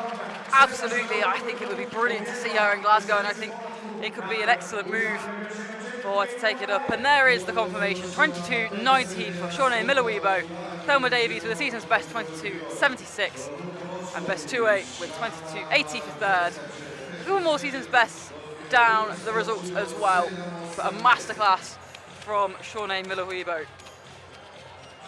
Loads to wrap up in that men's 1500 metres, by the way. There are personal bests and qualifiers all down the list. This is the first page, won by Nathan Green, who executed a really impressive race in this last field. Personal best for Worku in third for Ethiopia. Jack Anstey lowering his personal best again on that in that 7th place finish. Here's the second page of that. Zan Rudolph has got his national record back. He recently lost it to Roch Markel, but Rudolph wins it back. Moya improves his own national record as well further down that list.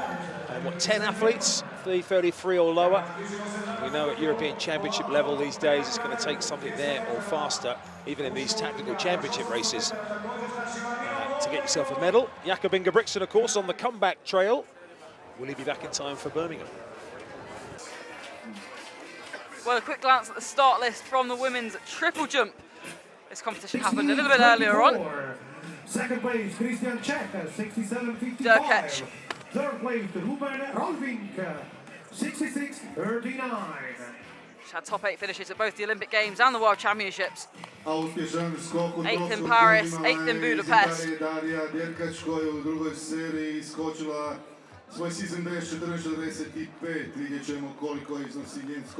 Triple jump, such a technical event, so challenging. So much force goes through your joints in the different stages. You've got the hop, skip and the jump, of course, and these athletes have to be so strong to perform at the level they do. And that was the third round jump from Daria Derkach, 14.51. Had her move into third position. Now in second as things stand, Perez Hernandez of Cuba.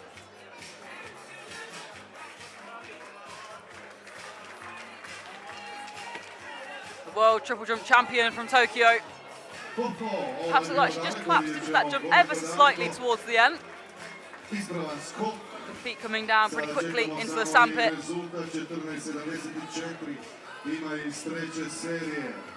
She waves to the crowd. Thanks them for their support. Brilliant to see that the spectators can get so close to the action in this triple jump contest, and we saw it in the long jump earlier on as well. It's so good for the spectators to have the engagement. 14.76 in the 6th round, and that's good enough for second place for Leanis Perez Hernandez of Cuba. Now Tia Lafond, a brilliant triple jumper.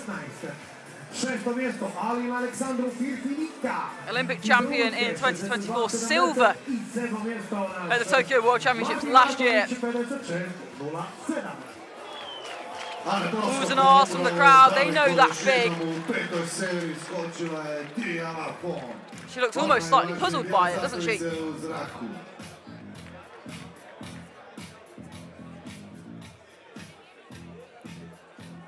can see she attacks this really well, holds her form so well through the phases.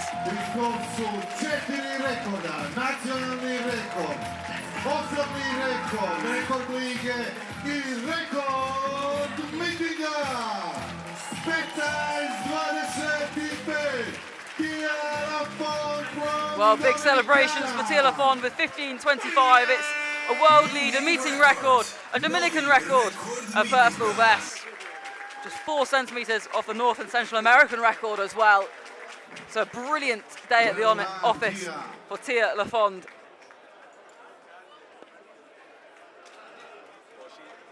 She knew, as you mentioned, that sort of the frustration on her face. She knew it was big and it was huge for her. What a great return to form after a slightly wobbly contest in Doha where she wasn't happy at all. Well, we've now got the men's 200 metres lining up. We had the women's a moment ago with the legend of Shawnee Miller-Weibo. We've got Andre de Grasse going in this one now. He's someone that is just as well known, the 2021 Olympic champion, silver in the Rio Olympic Games. But starting over on the outside, onwards Enrique goes in lane number 7. The world under-20 champion over the 200 metres back in 2021. Andre de Grasse in lane 6. What a performer, the 2 times Olympic champion over the 200 metres and the 4x100 in 2024. He's got so many medals to his name. 10.09 actually last week in sub-ideal conditions. Pablo Mathieu of France goes in lane 5, the European under-23 bronze medalist in 2023 over the 100. Hussein in lane number 4. He's strong over 200 metres. He'll be glad to be performing in this one over the 100 today instead. Desalu in lane 3, then the Olympic champion over the 4x1 in 2021. The first Italian to win a 200-meter event at the Diamond League. That was back in 2020. Oratile goes in lane 2 as the bend starts a little bit tighter. Fantastic win on home soil at the World Athletics Relays earlier on this season. Carlo Maricus.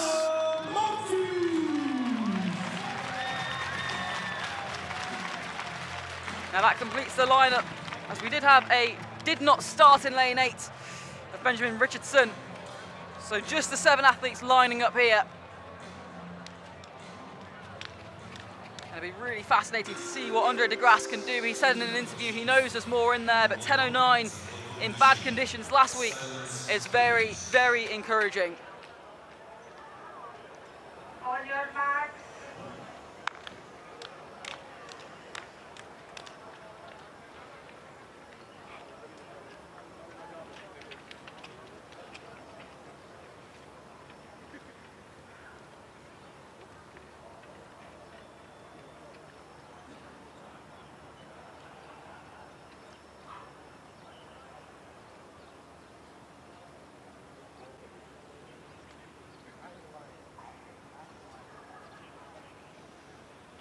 On was Enrique, just being told to make sure his fingers are behind the line.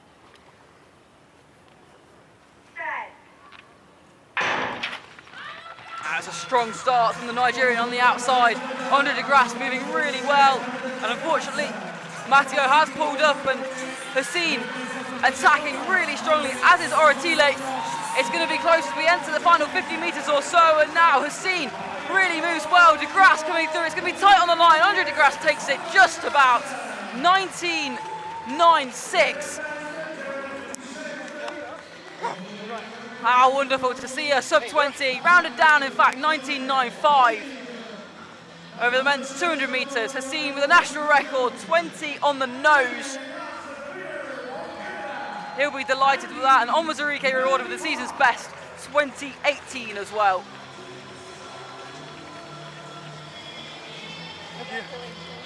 Great race between those two, de Grasse and Hassan pushing each other all the way to the line. It's just a solitary European meet for Andre de Grasse. He's heading back to the US. He's just come over for this one to break 20 again. He ran 1984 earlier on in the season over 200 metres in Gaborone. He's been running in the low 20s. He's run a couple of 1 sub 10-second 100 metres as well. Won the Canadian National Championships recently as well, 10.09. So coming over and executing his race. But pushed all the way to the line by Hassan with that 20-second national record. Yeah, absolutely. And Oratile as well having a good bend and just fading slightly in the final stages. He really attacked hard in the opening 100 metres. But it was all about de Grasse and Hassan, those two pushing each other right to the very, very end. De Grasse just getting his nose in front when it mattered. He's the 5th fastest this year as Andre de Grasse with his 1984 that he posted in Gaborone back in April, the world lead at 1963 with Jaden Reed of the Cayman Islands at the moment. Gout, of course, has been quick, Bednarek has been quick, Dambile. Lyles with that world best over 150 metres. And there we have those results then. Andre de Grasse, 1995. As Hassan takes a national record for Morocco with 20 dead. 2018 for 3rd place for Onwas Enrique. Men's discus had high hopes as well, a small but select field for this men's discus. Ruben Rolvink recently broke the Dutch national record. And Rolvink there going out over the 65-metre area, pushing towards that 70-metre line. There were hopes with good conditions today that 70-metre line would get peppered by a field including Christian Čech of Slovenia, who's won this for the last 4 years. That's the 70-metre line you can see on the left of the shot there. Ruben Rolvink, 66 metres and 39 in round 3, has him in 2nd position. Lawrence Okoye has been in very consistent and good form, winning the British Championships, then going just 24 hours later to Hengelo, where he placed 3rd. In that event. Got a big summer ahead of European and Commonwealth Games medal hopes, as he did in 2022 as well. And that one pushing out towards that 70-metre line for Lawrence Okoye. who went out to 71.88 in Ramona. It's very favourable conditions in the US to improve his own British record. Koye said he's just grateful to be back in contention for major medals again after a brilliant 2022 when he did that. Had some time, of course, away from the sport before that, going to the NFL. 68.24 in round 5 for Laurent Koye, and that point takes the lead. Now the European champion, Christian Čech, who's won this the last 4 years in a row. 4th placer from the Olympics. And Czech not too far from home in Slovenia, and is out over 70 metres. That had been the big hope here, that Christian Čech would be the one to launch it over 70, and Christian Čech does exactly that. And in the final round, with the final throw of the competition, that is going to be enough to take the victory. We saw a rueful smile from Laurent Koye, who had been in the lead. But Christian Čech, who threw 72.34 here last year, his second best throw ever outside of Ramona, 70 metres and 32 for the Slovenian, for the European champion, and that will secure him the victory here in Zagreb. Čech with 70 metres 32, stealing his 5th successive win here at the Boris Hanžekovič Memorial, ahead of Okoye and Rolvik. We move to our final event on the track, which is going to be the men's 800 metres. That is the first page of the athletes. Once again, not quite as busy a field as the men's 15 from earlier on. But we do have multiple athletes in some of the lanes. And again, some of those chasing European qualifying marks as well in this. Some of those who've been in great form. It's going to be interesting to see Masha Leila run here as well. His first 800 metres of the season. We'll come to him shortly. On the inside, first of all, we meet the World University Games champion from last year, Filip Ostrovsky. On 44, two-man. Alongside him is Patrick Sieradski on the right of shot there, the national indoor champion of Poland, and Justin Davis of Great Britain, European under-23 silver medalist from last year as well. Will be representing Wales at the Commonwealth Games. Giovanni Lazaro, European under-23 bronze medalist from last year, just behind Justin Davis. Shares the lane with Bartosz Kitlinski in personal best shape at 144.5 from Germany last week. A lane all to himself for Abdelati El Ghess of Morocco. Just outside its personal best, as you can see this year with his performance on home soil in the Diamond League in Rabat. A lot of home hopes behind this man, Marino Blodek, national record holder of Croatia. And the pace is going to be set up for him to attack the Croatia national record today as well and go sub 144 for the first time. Jordan Terrasse of France. Another one whose season's best and personal best of 144.4 could come under threat here. Sharing a lane with a 20-year-old European under-20 champion from a couple of years back, Jakub Dudica of Czechia, the national record holder. Mark English, twice a European Championship bronze medalist, looking to be a big factor again in Birmingham. There'll be a lot of Irish support at Birmingham for him. Tshepiso Masalela of Botswana, the Olympic finalist and two-time World Championship finalist over 800 metres. He's only been running 1500s and a mile so far this year, so stepping back down to his preferred distance, Masalela, and the pacer Luca Thompson on the outside will take them through to 500 metres.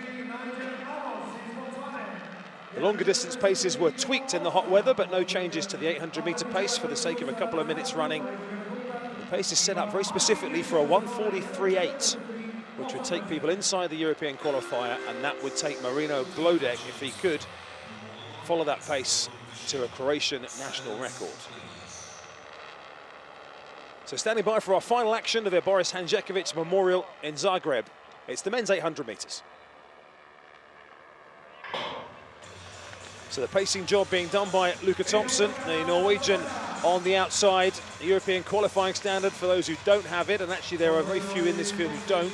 Giovanni Lazzaro is one who would be searching for it. It's 1:44.8. A lot of the others already have it in a very competitive event where the standard is just getting pulled higher and higher all the time. As Thompson comes across, takes Masalela with him from the shared lane to tuck in the Botswana athlete in behind him in these early stages.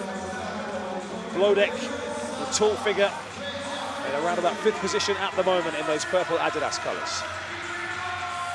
Well, Thompson has been allowed to just run away with it ever so slightly here. He's opened up a gap of 5 metres or so as he moves very strongly towards that bell. 50.09 on the clock.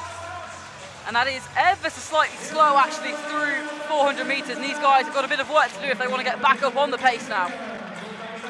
So Thompson has a little look behind there. Masalela happy to tow them along just behind that pacemaker at the moment. Already the challengers are starting to loom up. Mark English has got himself a good position there, ready to strike. Gadicha is coming very wide at the moment. Blodek is right there. Jordan Taras is just tucked in behind Masalela at the moment. El Guess in the white colours on the inside as well. And Justin Davis is just the one who's getting left behind at the moment. So Masalela now with the challenges from Taras starting to come as well. Blodek, the home crowd will be roaring him on. Lazzaro coming really wide as well. Taras now challenged Masalela. Blodek has run his race, and it's Jordan Taras with challengers coming down the outside. The Frenchman will hold on.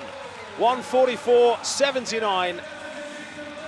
The mass ranks were coming, but they needed another 10 metres to catch Jordan Taras out front.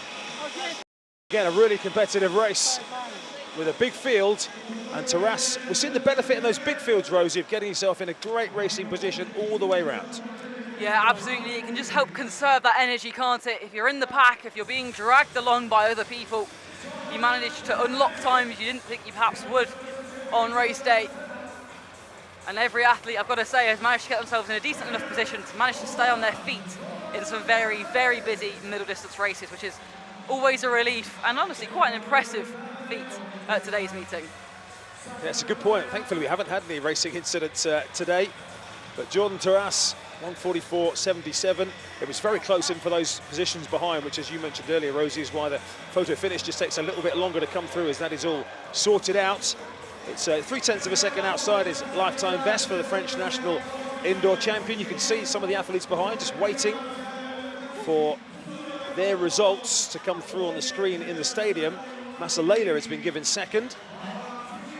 Out front, Taras timing his strike perfectly to get beyond the Botswana athlete, who was a late addition to the field actually, Shapiso Masalela. He wasn't on the original start list, but choosing to come across. He's been competing in, well, he was in Ostrava actually in the mile race, in the Golden Spike meeting, earlier on this Continental Tour Gold.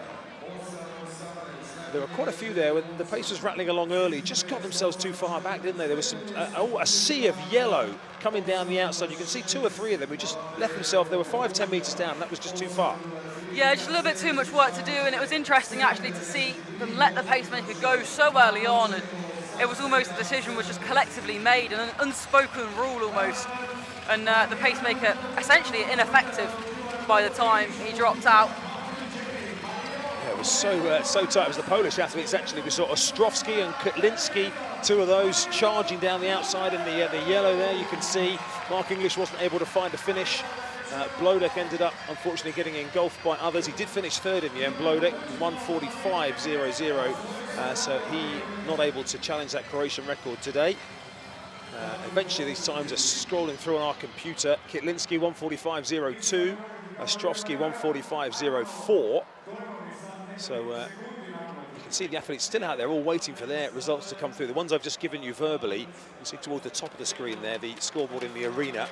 Those names are adding one by one, as El Guess is confirmed in 6th with 1:45.05. In case you're interested in some of the others, Lazzaro, 1:45.30. Just waiting for those collated results to come through. It was an excellent win in the men's long jump for the Uzbekistan athlete Anvar Anvarov with a national record and lifetime best of 8:29, and of the exciting youngster Luka Bošković with a personal best of 8:23, and the world silver medalist Sajay Gale, 8 metres 18 in round 5, had him in 3rd. Jason Balde, just a little bit below his best today, 8:03, but a good competition.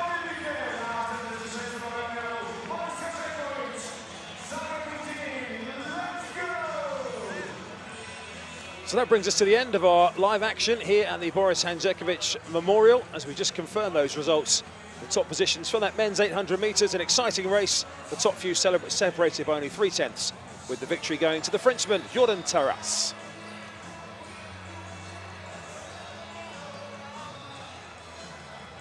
It's been fantastic to have the likes of Elaine Thompson-Herah, Shawnee Miller-Weibo back racing and back to fitness and putting in some fantastic performances. Both victorious. Jamal Britt, a good winner of the men's 110 metres hurdles as well. Some good performances in the field too. And lots of athletes continuing to build so many different targets for so many different athletes from around the world. And it's been another great staging at the 76th edition of the Boris Hanžeković Memorial from Zagreb. Hope you've enjoyed the coverage with myself, Chris Temple, and Rosie Tinbergen. For now, it's goodbye.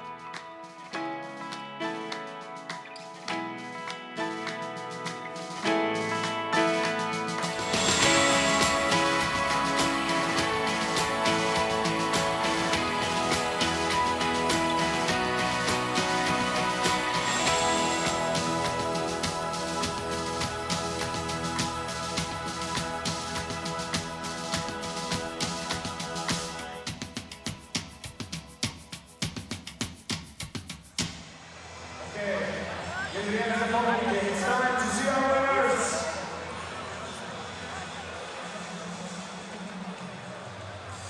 Are we good to go?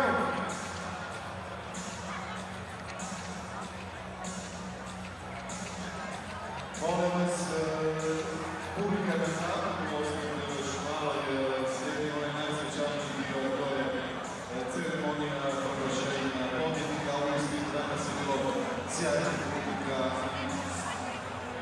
sjajna natjecanja u tehničkim disciplinama. Okay, our partner for many guys, green winners, and this is so man, Christian Shea. I was on it. Triple jump women, Tia Rafon.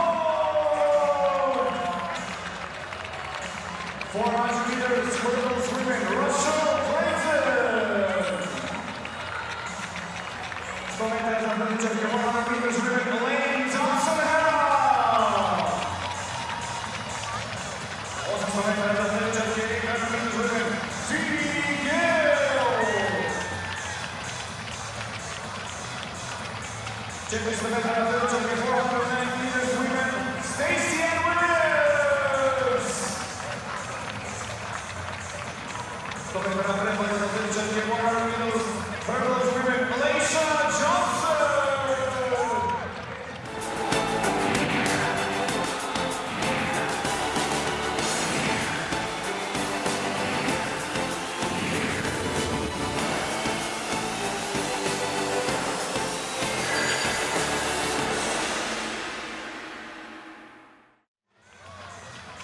Nathan